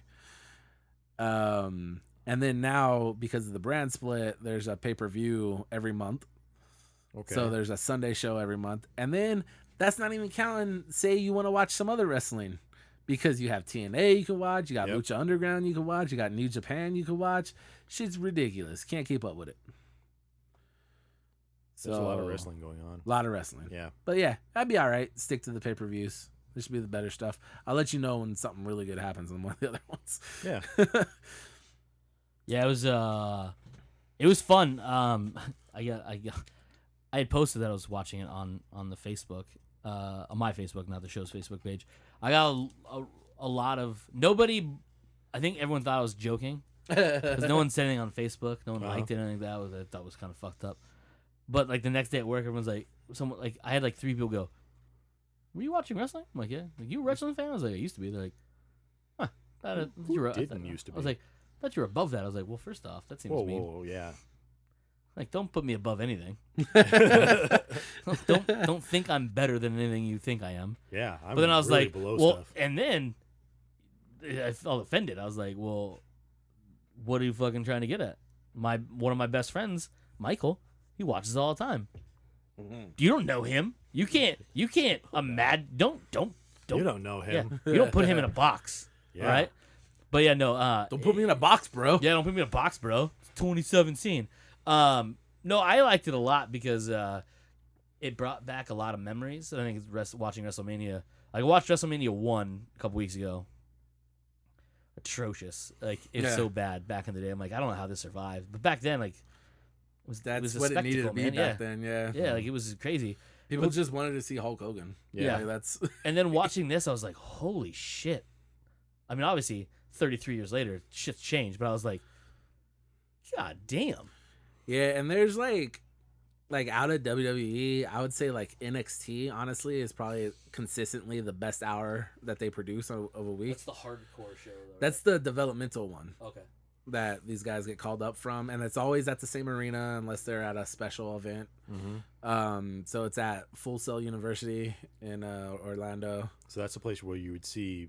You're more likely to see new people. Yeah. That So that's would where transition over. like when they It's like signed Kevin Owens. Bush League versus Major Leagues. Yeah. Yeah, so like when they first signed Kevin Owens, he had like a year-long NXT run before he came to the main roster. Shinsuke Nakamura, that Asian guy, he's for about a year now. They usually do about a year. Finn Balor was the NXT champ for a long time. So when they're if they're like stars in other companies, like AJ Styles is the only one. He jumped right to the roster, main roster. But like Samoa Joe, Finn Balor, all these other ones that were also big, huge names, Bobby Roode in other companies, they kind of go through NXT first, run that, and I think it's more of a like they're gonna learn like the WWE way because it is even, and I don't even really know what the difference is because I'm not like big onto the indie scene because it's kind of hard to track down indie stuff. I'll watch some Ring of Honor, like that's fun, but like guys who have been in the WWE for a long time talk about it being a completely different experience. You have to kind of like relearn how to wrestle for them, mainly because you're not wrestling to the crowd so much as you're wrestling to the TV camera, and that changes a lot. So like they use the NXT time as time to figure all that shit out. But yeah, in NXT, like I said, is because all the shit that like Raw has to do with like get the sponsors out and get the promos and get the backstage segments and everything, it could bog down the show. And 3 hours is like universally recognized as way too long for Raw. But that extra hour advertisement pays for so much shit that USA wants them to have it, so they're gonna continue to have it. They have to because I mean, fucking Randy Orton burnt down a house. Yeah, so they need money. That was for Raw. Yeah, that was on TV. Wow. They didn't do it for the pay-per-view. So on NXT, it's more of like maybe 2 quick promos in the back, and the rest of the hour is just filled up with matches. And it's more of a, you almost want to say pure wrestling, like it's not so much commercial shit. Yeah. So which I'm also excited because tomorrow NXT tickets in Phoenix, Arizona for the first time ever go on sale, and I'm gonna get them shits. Yeah, you are. Get them. Did I say tomorrow? Friday they go on sale. And you know where they're at? My backyard. No, guess. Yeah. Because you go to a lot of concerts. You guess where they're at? Because they're not doing arenas, because NXT will only do small houses. Smaller houses. Is it Celebrity Theater? Comerica. America. I How want the to fuck see is a that? wrestling match there so fucking bad. How is that gonna work? I don't know, but it's gonna be dope. Because that's a So NXT does this thing, like if like the main roster shows up to town, they're gonna go to the basketball arena or like jobbing.com, something like that. NXT, they don't, the star power is not there because it's like you don't see these guys on Raw every week. But like the hardcore wrestling fans get way more excited about it. And then they only go like they still do like high school shows. Like they'll do high school arenas, like the bigger ones that fit like 1,300 people. They'll wrestle in there. which is dope. Dope. That's how like old school indie shows are ran now. So they have this very like indie wrestling feel to them. But yeah, I don't know how they're gonna do Comerica, but they've done it before. They had that weird celebrity fight night thing, where they had the one wrestling match and the one boxing match and the one jiu-jitsu thing. But Interesting. That's a interesting place to put it. But yeah, tickets for that go on sale. So if you're listening to this and you want to see what all the hoopla is about NXT, I'd strongly suggest if I'm guessing we're probably not converting a lot of like wrestling haters into wrestling fans with this podcast, but if you're interested to see what it's all about, a live show is the best way to get into it, and it's even better if it's not a TV show that you're doing. So like you would think like Raw and SmackDown, oh, that's the place to be. Those are fun to go to live, but if you do a house show where it means no TV cameras, that shit's dope. Like that's where you want to be.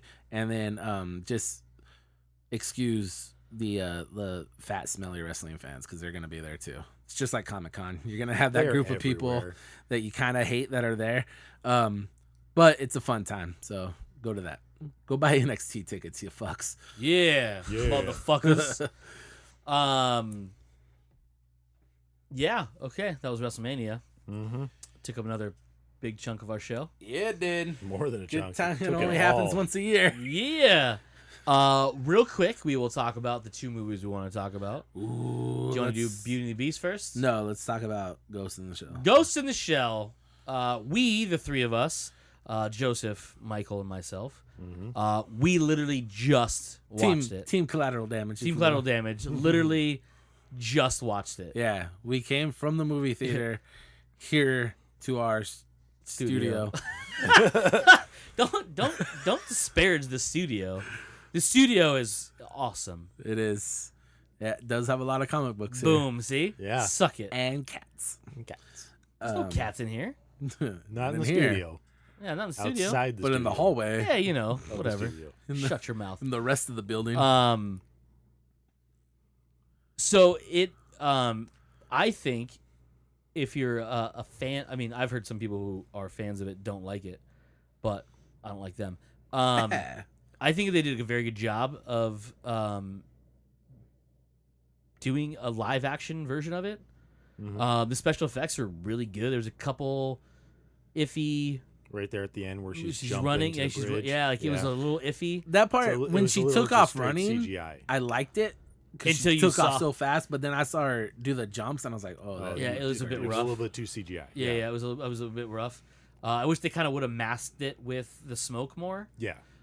Just so I didn't have to see that atrocious, borderline, basic CGI. But for the most part, the CG was pretty damn fucking good. Oh, everything else was amazing. Yeah. Like, this was about, I don't know, half two steps to being a fucking horror movie for sure. Definitely. Some visuals that I was like, There's some frightening shit. This is gonna give me nightmares. Yeah, we all said the same thing. Like, this was like a slightly different turn in editing, and this could have been one of the scariest movies you've ever seen. Like in the lots of bodies hanging all over the place. Jesus Christ, dude! The that dude fucking hangs That himself scene where right she at does the end. deep dive and she's getting hacked. Deep dive, yeah. yeah, terrifying. frightening. The thing that got me though is like, this must have been like a hard choice not to make rated R. It wasn't rated R? It was PG-13. PG-13, yeah. Because there was no real visceral blood and Makes stuff. me think, Because what was the original one? I don't know if the movies actually had ratings or not. Yeah, you might be right. Because they were anime essentially. They were the first two. They did two standalone movies in the theater that were released in theaters, but they were like limited release type thing. I don't think they were actually rated. It might have been. I don't know. But dude, the part that got me the most though was the giant needle through the back of the cerebellum. Oh, where they were Getting killing eraser. her? Yeah, I was borderline gonna throw up. I don't like 'cause needles in general. It showed full on brain. But like this, like showed like RoboCop level of brain. You know what I mean? Like it a full on fucking this brain inside a little case. But she like sinks that fucking needle in. I was like, oh, this is where I'm gonna throw up in public. Because just gonna pass the dude. fuck out. It was. I mean, that first off, that needle, I'm pretty sure in most countries is considered a dagger or a short sword. And she buries that thing, not violently, like and the noise is what actually got me. Because you hear it, and like, and it was a close up. It wasn't like a, hey, you can see it from here. It's like the camera's up, all you see is needle going into brain. And I was like, all right, you guys are about to lose me. I don't like it. Why would you do that? There's something wrong with people. But no, like the visuals are fucking amazing. The story, I kind of guessed what was going on. Right. I don't think it was like, they don't worry about that. I don't think that wasn't the purpose. Like, blow your mind with what was going on. The twist part to me was the fact that she went to her mom's house, I guess you could say. It would, exactly. And then once she saw the cat, I was like, oh shit, this is actually her house. And then she brought in, like, I figured it out. Knows her. The cat knows her. I was like, okay. And then like, the mom said like, my daughter died a year ago, and I was like, oh, I remember that thing when it said a year later. Yeah, that's your mom. her. That is rough sauce. Mm-hmm. Yeah, no, the action was fantastic. I wish there was a little more when they did the fight, like the gunfighting. If it was a little more to it, like, because for the most part it was just Major and Bato. Until the end there when they kind of went on their thing. But it was super fun. It was very, to me, it was very live action anime. Like, it was just over the topness to it for the most part. I agree. I like how you get to see Bato get his eyes. Yeah, I was trying to remember. Did they do that in the original movie as well? No, I don't think so. I was like, he had them all the time. Pretty sure Bato like, had his yeah. When he showed up, and I'm like, okay, he looks exactly like the Bato from. Like, that's the one thing I know a lot of people got upset about the Scarlett Johansson, the whitewashing. Yeah, thing. which is funny. But the thing is that it played into the story. It played into the story, and she kind of actually does look, with the hair and everything. Yeah. She kind of does look like Major. Yeah. And the other actors, because I could remember the police chief, who hilariously, even in this movie, always just spoke Japanese and was subtitles. No problem. No English, whatsoever. Everybody spoke English, Japanese. Yep. They all looked Tasha McKay like the anime characters. It was phenomenal, and even just like you said, Bato was like fucking spot on. He was a big dude. Yeah, he had the grayish blonde hair. Mm-hmm. And then once they put the eyes on him, I was like, oh, there they are, and it looks exactly like that's Bato right there. Yeah, I was like, oh, they nailed that shit. Yeah. No, I enjoyed it a lot. The story wasn't that shocking. But I like the fact the whitewashing had like an actual like purpose in it. Yeah. Like they didn't need to make them white. They could have made them look like a different Japanese person. Yeah. Spoiler alert. Their brains are harvested from Japanese people and put into a shell, and the shell just happens to look like a white person. But their team, the thing is, like, the team's not all Japanese. No, it wasn't. Like, Bato, even I never think Bato being Japanese in the cartoon, in the anime. No. The name is, but, this is a futuristic world where anybody can name anything. Yeah, and again, I don't remember a whole lot about the original movie, but they make mention of like refugee ships and stuff like that. So it's like, what else is going on in the rest of the world that is making people go to Japan as to be rescued from something? Yeah, something horrible. So in the fact that the false memory they gave her played to the fact that she was an American, or at least supposed to be like an American, who was on a refugee boat that got attacked by terrorists. And then you find out obviously there's fake memories, and because she's actually a Japanese girl. Or Asian descent of some sort. And the other cool thing is they didn't really show her face. No, when they showed the flashback. No, I thought they would, and they didn't. And they didn't. So like, you didn't think like, oh, they're trying to make her look like that. Mm-hmm. But yeah, for the most part, they didn't really. I thought Scarlett Johansson looked a lot like Major did. Because I never looked at Major and said, oh, she looks Asian to me in the cartoon. Exactly. She looks very American, very nondescript, really. Really, yeah. Because the one that got me though, the human in this, the one I can't remember his name, the one that doesn't have any of the biotics. He was talking about the guy that got the liver, and he's like, I'm all natural, Yeah. To me, in the anime he looks less Japanese too, and in this he looks. I don't he was really played by remember a him in Japanese the- character. Yeah. But I mean, I don't know. People are dumb. It was made by Americans for the most part. You know what I mean? But it did still have 2 Japanese or Production, a because they did companies production in behind it. Japan on it. But Yeah. The whole whitewashing thing is like a weird. reverse racist thing. Nah, like I understand it, but then like also you have to understand with like a big budgeted movie that's gonna be released in America, like you need a star Yeah, to star and that's in why it. And then like people look at the what Great bigger Wall. actress?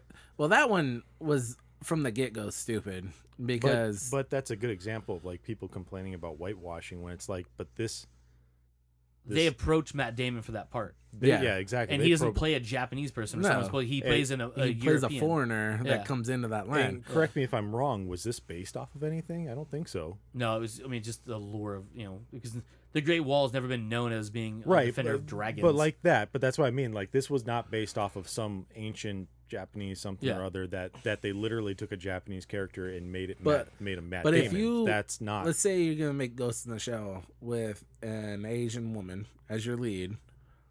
This movie obviously cost a shit ton to make, and you're gonna release it in America. What do you have to do to sell it instead of that? I can't think like there's not. It speaks to the bigger problem in Hollywood is like there's not enough stars Right. of different descents to sell it. But like people getting mad at Scarlett Johansson is ridiculous. Like I get you being mad at movie studios for not putting people of different descents into different roles and making them stars and or only seeing them as sidekicks or the Chinese or the karate guy, you know.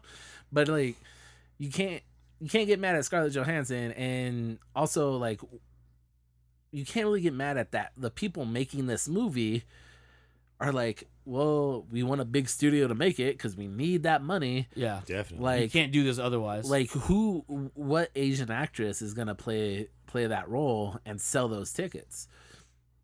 There's, yeah, like, Yeah, to your point, you could probably pull somebody that's big in Japan, but nobody from America is Yeah. necessarily going to. So that means, so if you did that, you'd have to mess around with some of the other characters. So like the dude with the fucked up eyes, what's his name? Bato. Bato. Bato would have to be played by Matt Damon. Yeah, Matt Damon.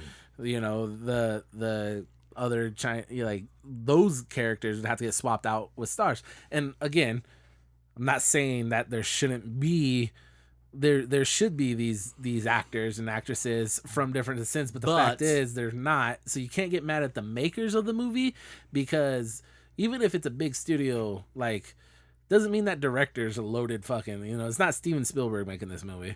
The producers aren't fucking Hollywood royalty. You know what I mean? Like they're not getting everything they want. If they were, there'd probably be a different set of fucking people starring in this movie. But when anything has to go through a studio and you need that fat studio cash, like you're gonna have to put name recognition into a movie. With that being said, I get it. There should be more famous Asian and Mexican actors and black actors, and all of them, because that's what America is. So it would make more sense. And there are way too many. It's all white for the most part. So I get that, but like you can't get. Like, I just don't like the fact that people are getting pissed at Scarlett Johansson or the director. Like I was like, come on, like that's a little silly. Yes, I understood the Doctor Strange one for what's her face, the Asian one. yeah. I'm like, well, yeah, that role you didn't need a star. You had Benedict Cumberbatch already, and it's a Marvel movie. Yeah. So, like, I get that one. Like, that one seemed kind of silly. But again, I wouldn't get mad at her, the actress. Like, if you're a working actor and actresses, that shit can go away quick. One leaked fucking audio of you getting pulled over and drunk by the cops, and your whole career can go away for 15 years. Especially with a transvestite in your car. Yeah. So like you can't get mad at an actor either for taking a role, dude. Like It's money. Yeah. That's their job, and they get contracted work, you know what I mean? Mm-hmm. You don't get mad at a construction worker for fucking leaving one job and going to another one because the contract's better and longer and gets paid more money. It's the same kind of thing. You're just dealing with millions instead of thousands. Millions. I didn't love the movie though. You didn't love the movie? Nah, I liked it. It's the I thing don't though. think I'm gonna watch it again though. I'm also not an anime guy, so Yeah, I don't like, know if that. I truly believe the hardcore fans are probably gonna be upset at it. The anime fans are gonna enjoy it. But Joe and I were saying on the drive home, here after the movie, it was very heavy of a movie. Yes. The story wasn't, like I said, grand. It was a very narrow thing, but it had a lot of things in it, and because of that, it was a lot of words. And you had to pay, like, there was things you had to listen to, and like not so much watch. The visuals were more just like the fun stuff. Yeah. I did like the Heineken ad. That was really funny to me. Mhm. They made it. The dog. Yeah, the dog. It was really fun. I almost laughed out loud. Yeah. But like, the visuals were there to make it look spectacular. The story was there for passing of something to do. The heaviness was what was going on in the story, and it was that if you are a ghost in the shell, it means your brain, your ghost, your spirit, and your brain are running in a completely non-human body. Are you still human? Yeah. That's the whole process. The whole point of this movie is what it was. That's why it's called Ghost in the Shell. It's the whole premise of it. Is, can you trust someone who's 92% robot? Yeah. You know what I mean? And then like there's that Can dissension. they trust themselves? Yeah. Because they displayed throughout the whole entire movie that they They're had susceptible to- fake memories and they're susceptible to hacks. Yep.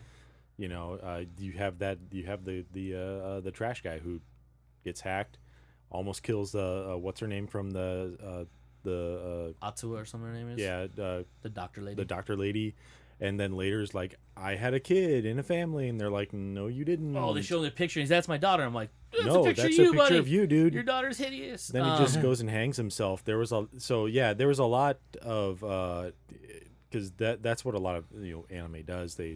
It really tries to make you think about stuff, especially really good stuff like Ghost in the Shell or Big O or to somewhat of an extent Cowboy Bebop.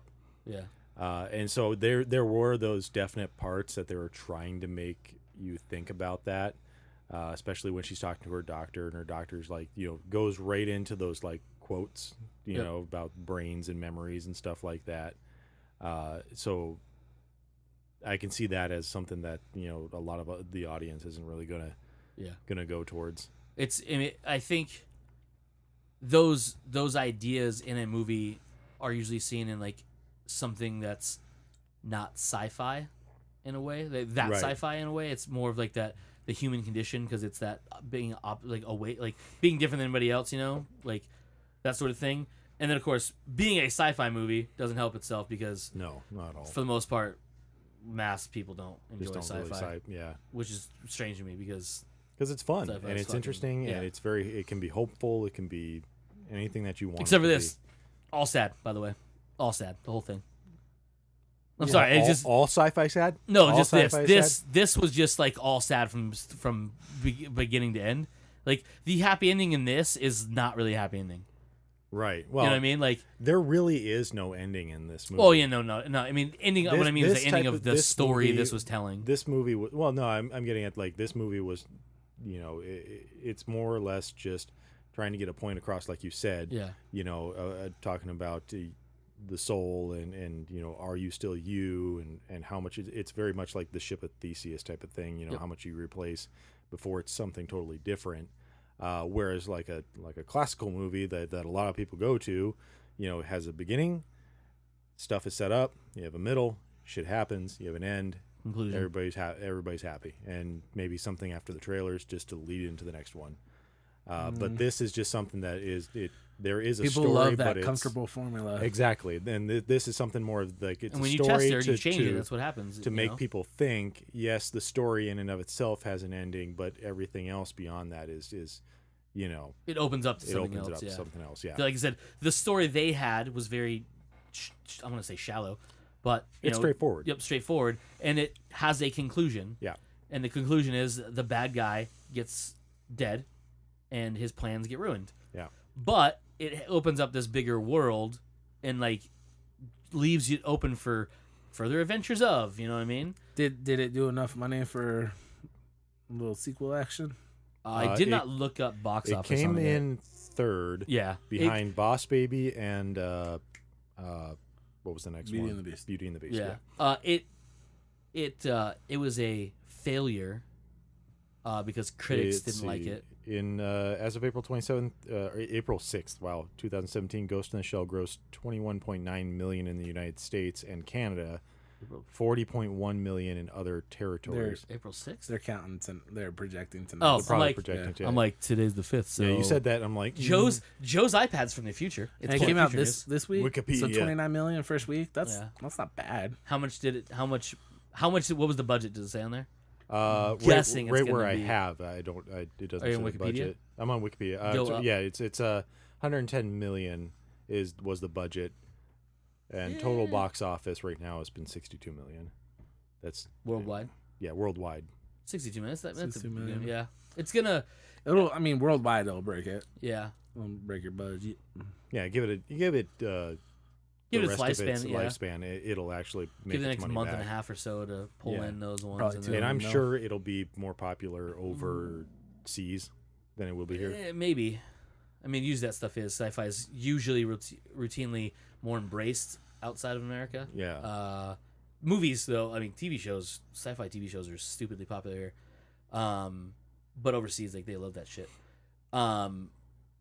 When it gets to home video, so home release, digital, all that fun stuff, it will do, I think, decent, and it'll help it. 'Cause it usually does. That stuff usually finds its own. Because a lot of people who like that stuff don't go to see it in theaters, Right. which still boggles my mind because it's way better in theaters than at home. Yeah. Yeah. Like, I've never saw a movie at home and like, yeah, this is better at home. Well, unless you have like a really good system. Unless like you I have have a home great, theater. I have a great TV, but my audio system leaves much to be desired. You know, so visually, like I love watching 3D movies on my TV just because of the darks and whatnot. You're used to it Yeah. now because it's going away. Right? For Don't- home use, it's just don't. fucking stupid. Don't. I'm saying, Don't. yeah. But everything else, yeah. If you're gonna go Yeah. watch fucking the audio over at the Cine Capri is so fucking Yeah, the audio, amazing. Atmos is amazing. The Dolby Cinema stuff, which is Dolby Atmos, Cinema but stuff craziness. is fucking amazing. It's fucking awesome. I just wish those would get 3D, but I know why. I mean, the format's different. Like, it's so much bigger on those. Not so much the Dolby Cinema we have here. It's not that large of a format. It looks like an IMAX for the most part. Sounds better than IMAX if you ask me. Because the Atmos, which still boggles my mind that some IMAX don't have Atmos in them. But I miss that. I prefer movie theater 3D. Like I have really nice 3D TV. It's way better than I thought it was going to be. I didn't buy it because it was 3D TV. I bought it because it's 4K TV. It is way better than I thought it was gonna be. Yeah, like we watched Man of Steel when I first got it. It was the first thing I watched because I love Superman. And Mike and I were like, we were gonna This watch is gorgeous. a scene. We watched that scene, then started the movie. Uh-huh. We were just like, no, fuck it. Yeah. But no, yeah, like You have to be dead center on it though. you Like, do have to be can't- dead center. Yeah, you can't be far. Can't off be off 'cause to of the side 'cause too the much. active the way the glasses work. It's just because it's not big enough. Like when you're in a movie theater, It's big enough to have a wider sweet spot. yeah, it's just, you can sit across. You have a row, nice you know? 3-seat sofa. You'll be all right. Yeah, Yeah. you're fine. But if you're like kind of guy like 5-seater where like someone's off to the side, those people are fucked. Yeah. Fuck those people. But yeah, fuck those people. Get the middle seat, you They dummy. were late. Yeah. Fuck them. Showing up early. Yep. Good seats go quick. Mm-hmm. I kind of want to see it in like a. I think the 3D would look phenomenal. Yeah. I'd be But it was interested to see already what it looks dark. Like that's the weird thing is I don't like the super dark movies Yeah. in 3D because it already Like. It ends up being alludes more the dark. shade. Yeah. Yeah. And this movie, even not in 3D, was already a very dark, like a Tim Burton-esque kind of Yeah. world. But I think the ads, world they the created- ads and everything Yeah, would the- pop Yeah. so much Yeah. more and be so much more interesting. Even the action scenes where she's like cloaked and stuff. Yeah. Would look pretty dope too because it's very angled and stuff. Yeah. There was a couple scenes where I was like, oh, that was shot for 3D. Yeah. Yeah. Like that was shot for 3D. Like the whole like him looking through the glass at her, I was like, that would look amazing. Mm-hmm. Like you'd be able to see that like that separation. I'm like, oh, that'd be dope. Or when he shoots her through the glass, I'm Or like, just oh. the intro where they're like Oh. putting her together and she's going up through the Yeah, I was weird levitation and glue, like the glue goo and and shit. Yeah, I stuff. was Yeah, like- that was very 3D. Plus, I don't understand how that actually was different. I was like, well, I don't know why they did that because that machine's printing on muscle and skin just fine. Yeah. Right? Yeah. I mean, yeah, it's pretty fucking slow and it's not as dramatic, but it's like you didn't have to worry about the shedding of her exoskin or whatever it is. The but milk skin. It pillow. looked pretty dope though. I was like, well, I know where they got this because Westworld does this all the time. Just saying. Oh, okay. Beauty and the Beast. Michael. Yeah, so I went and I took my nieces to go watch this movie. I hate my nieces to pieces. I fucking love this movie. Right? It's so fucking good. And what's so weird is We're adult males and we shouldn't like it as much as that. Also that. But it's almost No. exactly a shot This for was a shot part of my remake. childhood. They sprinkled in some extra shit. Yeah. The darker stuff with her mom. You get to see how her mom died, which Yeah, I don't like. I had always Not in the wondered movie. too. Not in the original like one. not in the original, Yeah. right? No. I was like, I don't I think had they've to look ever it up. mentioned the mom in the She original one. she had passed away. Like, Yeah. they didn't No, mention it. but like not how, like not the fact that not the plague how, took her. not anything. The They plague doctor showed up when once he the movie picked up the mask, started, I was like, it just went. Yeah. It didn't really. some dark ass shit.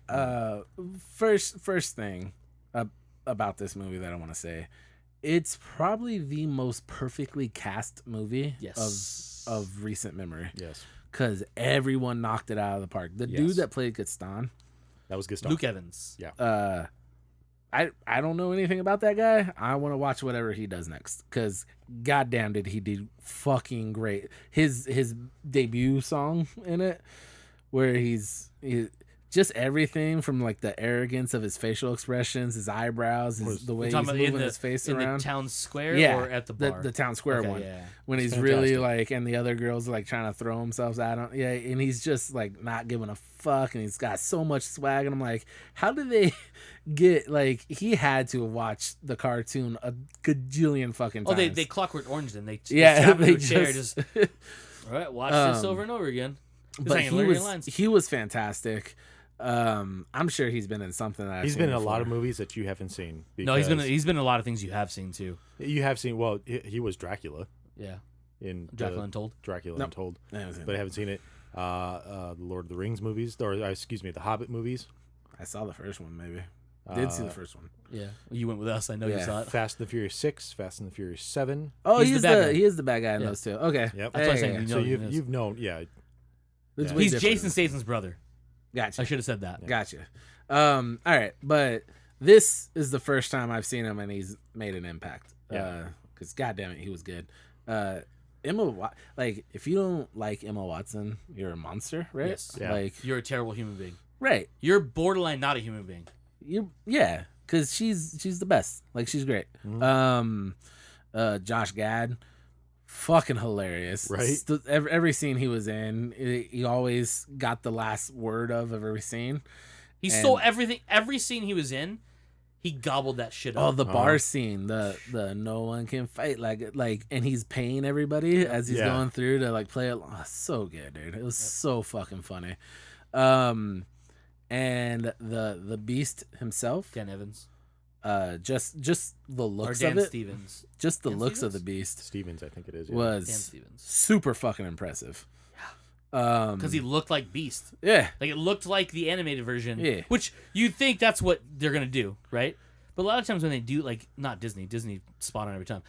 But a lot of them when they make these type of things, when they do it, there's that like artistic change. yeah. There's This like, literally we don't was- want it. And there's some differences, but only like through the sake of it's not being animated anymore. Yeah. We have to make it more Dan functional. Stevens? Dan Stevens. Again, I don't know who the fuck that dude is. I like He him. plays in Legion. He's really cool. He's Downtown he's- Abbey. Yeah, well, absolutely.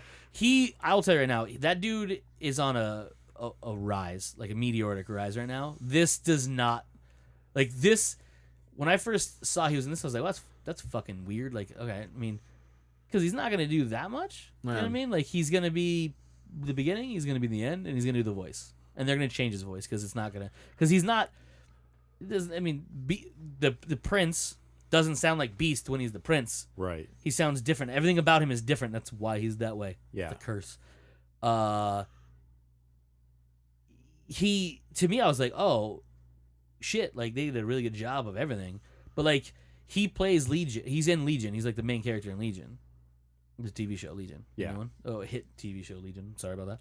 But he's been in a lot of things, but he's got a lot of movies coming up too that are just gonna do that much better, and they're smaller movies. So even of this year, he's got a movie called Permission. Yep. Marshall and The Man Who Invented Christmas. Yeah.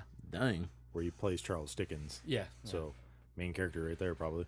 So there's a lot. He's gonna be in a lot. He's gonna be huge. He's gonna be like Eddie Redmayne in like 2 years. I can see that. No. Like that's where he's gonna be at. That dude jumped out. Fuck, dude, I don't that know dude.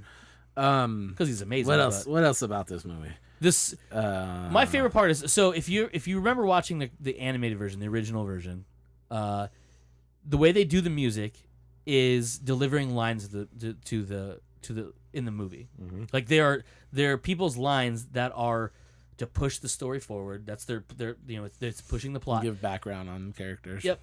So like the Jungle Book, we'll use that example. The animated Jungle Book, the songs are songs. Yes. They don't do anything other than just play to the characters themselves. But they're not pushing the story along. That's not how you deliver your lines. The cartoon version of Beauty and the Beast does that where they do the same way. This does that. And like I'm actually really glad they kept the music in it. Yeah, it felt right. Yeah, it just felt like Jungle Book paid homage to the music by having the 2 songs they did have in it. Mm-hmm.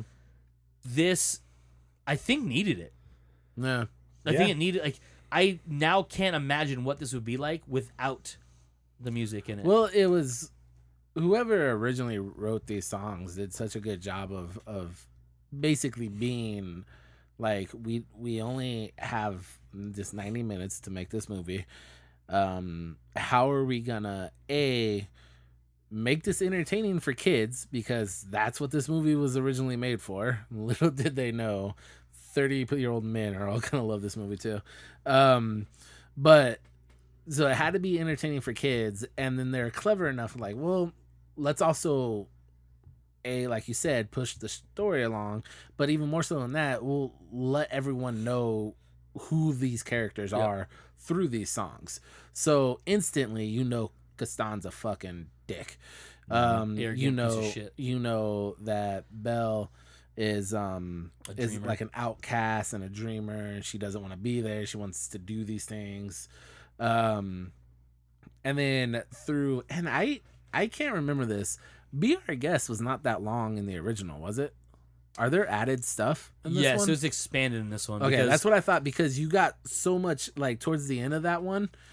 Because when it starts off, it's be our guest, be our guest, and Obi-Wan fucking nailed that shit too. By the way, I didn't know he was French. That was crazy. Yeah. So it was so much fun, but then you got into this section of the song where you're still having fun, but you're like, oh yeah, these are people who, like, if shit goes bad, they don't get to be people anymore, and you kind of felt more emotionally attached to their story than you were anyone else's. Like the fact that, like, he's getting a little bit stiffer, and he's not moving Clockwork's as well losing anymore. it a little bit. Yeah. The thing too, like, I have to go back and rewatch, and obviously I'm gonna have to buy it because I'm not gonna find a VCR in my house. I have it on VHS somewhere. I know it's weird that I have to find a VCR in this house. Finding in this house is a pain in the dick. Borrow one of ours. We have like 4 of them. You should not admit to that. I was trying to play out the fact I know exactly where one's at in this house. I'm not gonna do it. It's too. I'm gonna hook it up to my 4K TV. Yeah. Where the fuck are the composite plugs? They don't have any. Adapter. Oh, Jesus Christ! Just that'd a be daisy chain of fucking adapters. terrible. I have to go back and watch because I don't remember as much emphasis on not becoming human again. No, there wasn't. In that, There wasn't much of an emphasis on it. There was a there's talk there about was it. a realization of it, yes. Yeah. But the way it played out in this movie was much more real, and like Mike said, it had a much larger impact on you as the audience watching it, because you watched these characters slowly slow down, and every time a rose petal fell, they became a little less human. Yep, and the castle would break apart. Yeah. Exactly, and that was another thing. That was another thing that wasn't in the movie. The original movie is like the castle wasn't breaking apart every time It was rose the petal parts fell. of it was shambled. There was But it wasn't, definitely like, disarray. earthquake-ish, Like yeah. it's been years since somebody's gone through and cleaned everything up and made sure everything worked well. Yeah. But yeah, that wasn't in the original. None of that was really in the original cartoon. I really need to rewatch it. Just buy it. Yeah, it's $20 on iTunes. I love this movie, man. It was so good. You said it was better than Jungle Book, and to that I was like, what? Because But I was right, right? Jungle Book was really good. Yeah, Yeah. you're right. This is probably better than Jungle Book. You're like the fourth person I said that to, and they called me bullshit, and they saw it, and they're like, "Oh no, right, you're right." I was like, "Yeah." You can even try to lie to me. I can see it in your eyes. Like, nope, this is better. My favorite. I'm really happy I took my nieces to watch. Like I waited until Did I. you cry in front of your nieces? No, I didn't. You brought tissues, right? The only reason I didn't cry is because I was like, I have 3 preteen girls right next to me, and I'll never live this down. yeah, they will give me so much shit. So I held that shit back. Had it just been me and Jen, I would have been a fucking running. At least 3 times, right? At least 3 times. Which part? The one that almost got me, even though I was literally trying my hardest not to, is when Miss Potts is yelling for Chip. Mm-hmm. Ugh, painful. Yeah. But my, like I said, I'm glad I waited to see it until I saw, or I could take them, because the 2 of them I know they enjoyed it, but Elena is like the like she's gonna be the one into like the romantic stuff, like you could tell right now. So all of them have the legs fully reclined out because they're in a recliner theater for the first time. They fucking love it. Right. So you get towards the end when the villagers are attacking the castle, and I look over, and because I'm checking on them, because I don't want to make sure they're not being assholes or disrupting other people's Good job. popcorn and So- other things at people. Yeah. So I look down, and Elena is on the seat is fully reclined. She is sitting fully up with her face on her hands like that. She's sitting Indian style at the very almost on the leg rest part, and she is The just edge of her seat. Yeah, Yeah. she is just intently staring, and she's so into it. And when and this part made me laugh when he got shot from behind, The first time. the second time, Okay. the unexpected one. The yeah, unexpected yeah. one, yeah. When he got shot from behind the second time, which happened in the cartoon, we all know is gonna happen. Both Elena and my wife loud audible gasps. And I look over, and both of them are just like this, and Elena's covering her face, and she's got tears coming out of her eyes. I was like, Oh. this is fantastic. That was me. You literally just described me. But she had such a, and what was funny too is I asked her, or I asked all of them, like, do you guys like the movie when we got out? And Sorry. they're like, yeah. And Elena's all like, it was so sad but so romantic. I was all like, okay, kid, you're in trouble when you get a little bit older. Yeah, that's gonna be rough for her. But yeah, it was really good. So man. good. So good. Yeah. You know, Well it was done. not good, and we'll do this real quick. Life. Yeah. Life was terrible. See, I thought it might not be as good as I was hoping it would be, but I didn't know it was going to come out. This- terrible. I haven't seen it. It's not good. It's so originally, if you go back many episodes ago when we first watched this, like this trailer back in like October, Mike said this is the movie that's going to break the sci-fi bubble. No. It's not. It's not. It is not good. No. It is borderline terrible. Mm-hmm. Like plot holes aside, which is literally how this movie was built. The visuals were dope. Oh yeah. Fantastic. Amazing 0G stuff. Yeah.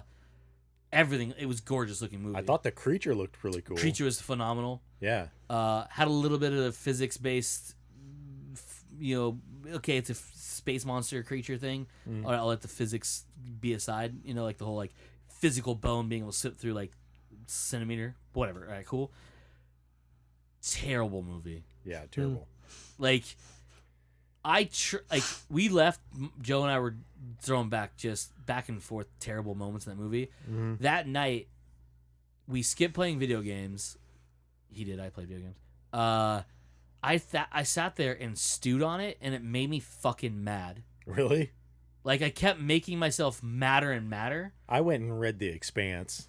So Yeah, like, I that was would make you fine happy. afterwards. Like, I was like, fuck you guys. Like, Jesus Christ, you got so much stuff, wrong. First off, well, yeah, wrong. And also, like, the fucking whole premise of the movie, about 20 minutes in, you know exactly what's going to happen. Yeah. If you don't, you're not paying attention, or you took a bathroom break. Yeah. I thought Joe... Which I actually did. I took a bathroom break. I thought Joe actually legit left. Yeah. He got up, and I was like, oh, this motherfucker just left the theater. Does he realize I drove? Yeah. I expected, like... Credits roll. I get up by myself. I walk out. Joe's He's smoking outside. a cigarette by your car. You're like, Yeah, Joe, you don't even smoke. Yeah, like, where'd I you get a do cigarette? now. He's like, this movie drove me to robbing some lady for cigarettes. Like, movie literally makes me so mad. And it's not because it doesn't do bad to sci-fi. It just does bad for movies. Yeah. Visually, like, if It literally I falls could into cut every it into trope. parts and you'd be like, oh, this movie's dope. I won't show you the ending because the ending's terrible. Yeah. Like, worse than Gravity ending. I haven't seen that. Don't worry. I mean, it's Gravity's a funnish movie. The ending pisses me off this day, just because it's so like, aha. Anyways, because this has a very Gravity ending, except for it's way fucking worse. Yeah. No wrong. I actually enjoy Gravity. I use that as a point. Like, that's like everyday sci-fi, or regular person sci-fi. This movie was terrible. Yep. Like, I can't say that enough. Like, oh, Cody likes everything. Fuck you, no he doesn't. This movie's terrible. Mm-hmm. Like, I avoid certain things. I won't watch Fast and Furious. We've talked about it. I just don't enjoy those movies. I am upset that I wanted to go see this movie. Yeah, me too. Watch the trailers. I had tried to avoid trailers. You that might have been worse. Like, Because I probably a lot of people were touting this as like very Aliens-esque, and we all know how much I love Aliens. Yeah, and there were scenes that were like, okay, yeah, this seems very, this monster's loose aboard this ship, and nobody knows where it is. Well, how to kill actually, we do know where it Oh, is. I hated that Yeah. so fucking much. Yeah. I hated that part. Oh my god. Why the fuck would you put a health monitor on a cripple's legs? What didn't make sense is that it wasn't even really a health monitor. It was just like you could track a person's Movement. hand and arm and leg movements. But you're right. This dude was a cripple. Like he had atrophy. You're not gonna He was a paraplegic.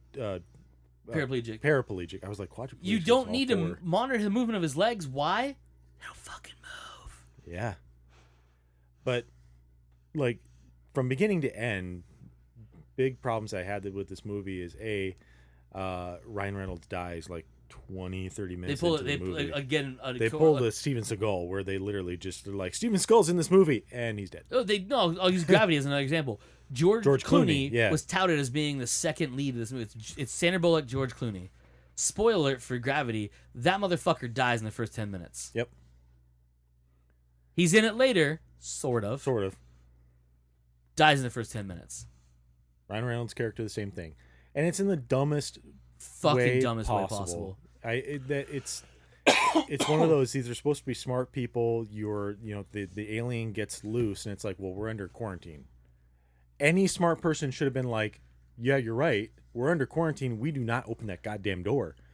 Instead, they're sitting there fighting. Oh, we need to go rescue him who's inside the sealed biomedical area. That they can actually eject off the fucking ISIS, off the fucking space station. Which is what you should have done. She even said it. There's a firewall in place where we can literally eject this into space.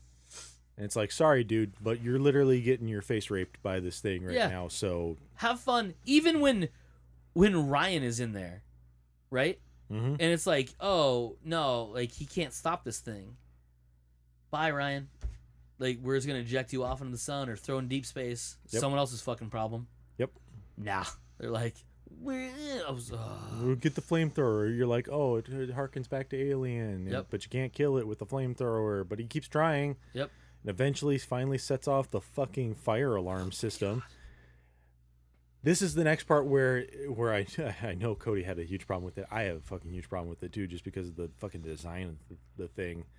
Is somehow the fire suppression system is linked to the coolant system for the goddamn communications array, and some reason this creature eats coolant, and so This creature eats everything. There's nothing this thing doesn't eat. yeah. Like anything, people, coolant, like it But just they doesn't stop. they use that to explain how the International Space Station loses contact with Earth, because it gets into the coolant somehow. It transfers from the fire extinguishing system to the coolant system. Because apparently the coolant Apparently, is used to put out fires. apparently those two are linked together. But once the communication system's coolant is gone, it overheats and they can no longer contact Earth. Oh, and by the way, somehow at the same time, they're like, well, the creature can't get into the International Space Station now, right? Oh, but it can somehow through the engines. Somehow it can go into the engines thrusters. and Get inside. get inside. How? Yeah. How are any of those systems linked? All right, so fire suppression. All right, so it goes in that, and somehow like there's a thin wall that it like can bend into to get in the coolant. All right, fine, whatever, right? How the fuck does a sealed compartment can you go from the thruster inside? Yeah. The other thing too is the only way he got inside is them having to fire it off. Yeah. So if you didn't fire off the thrusters, he wouldn't have got in. Motherfuckers. Oh, he's in the thruster. Get him! Like, And they're sitting there playing whack-a-mole with Yeah. the fucking thrusters, which, by the way, you would put yourself into a spin that you would just... you'd well, be instead fucked. of just a decaying orbit, it would actually like. Ugh.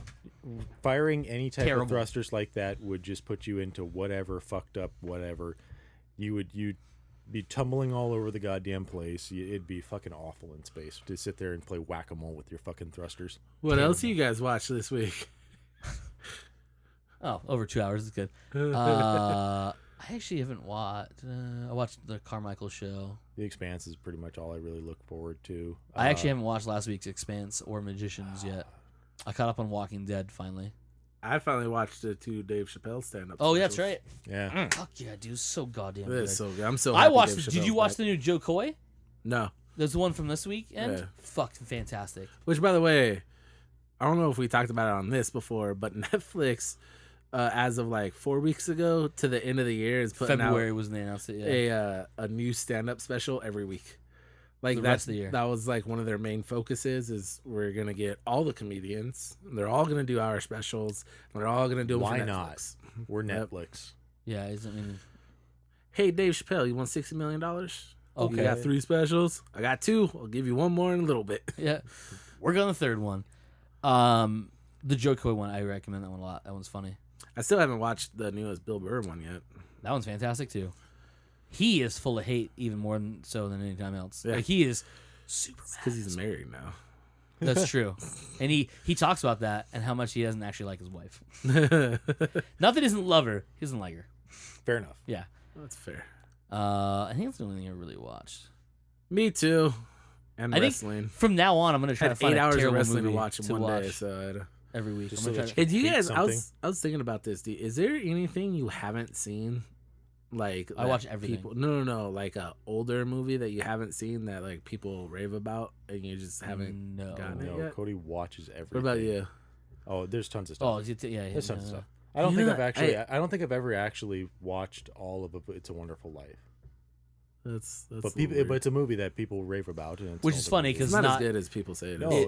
It didn't do well in theaters. It was no, half yeah, of we it. all know wasn't that. good. We all know the Um, backstory behind it. Yeah, I was thinking while I was watching Ghost in the Shell today, which I don't think you guys know this about me. I've never seen Blade Runner. I own it. Weird, right? I almost bought the super deluxe edition I that have they that. came out with a couple. And years I was ago. watching with this, and I was Decker's all briefcase. like, Yeah, I have exactly. I was watching parts of Ghost in the Shell, and I was like, this is kind of. I'm very familiar with Blade Runner. And we're back. Okay, it was weird. Okay. I don't know what the fuck happened. Cody, I think the computer Cody told got us we did. angry. Computer was like, I've jumped been over the working for too table and hard. tried to strangle me because I haven't seen Blade Runner. Let me ask you a question. Did you know? All right, true or false? Is Alien and Blade Runner connected? False.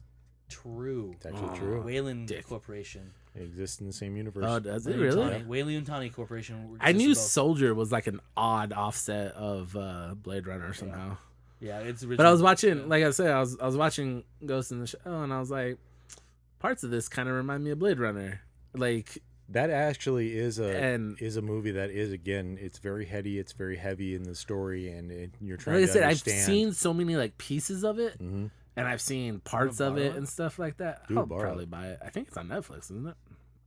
Actually might be. We could probably check that. But I was sitting there while I was watching Ghost in the Shell. I was like, oh, this kind of reminds me of Blade Runner.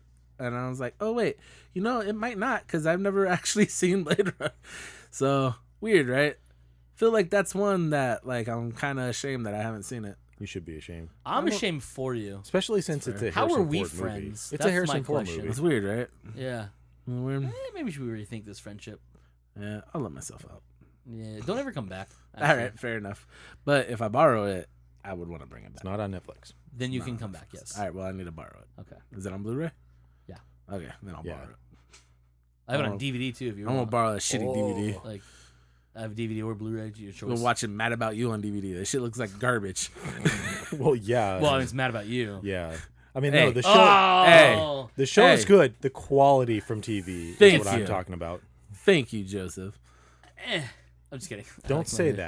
that. I love wanna- it. I want to try. To I piss off think Mike I 'cause like he it- hasn't seen Blade Runner. I think and I like it he's more less than of a human Friends. being for it. Like, you're less of a person I care to be friends with now Yeah, than even the fact that you are a wrestling fan. that's fair.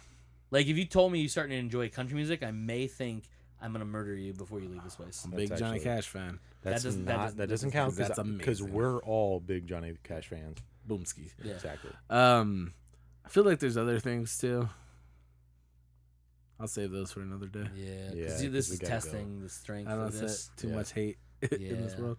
Boom! That's it for this week. Come Comes back next Ashley. week. We'll be closer to an hour. And probably than 2, and we'll have watched Blade Runner, and I'll tell you if I like it or not. Comes actually we are. Joe. Mike, I'm Cody. Thank you for listening. thanks for this staying up long. late. Yeah. What comes naturally. And as usually, you fuckers just came naturally. Stay safe. Wrap the monkey.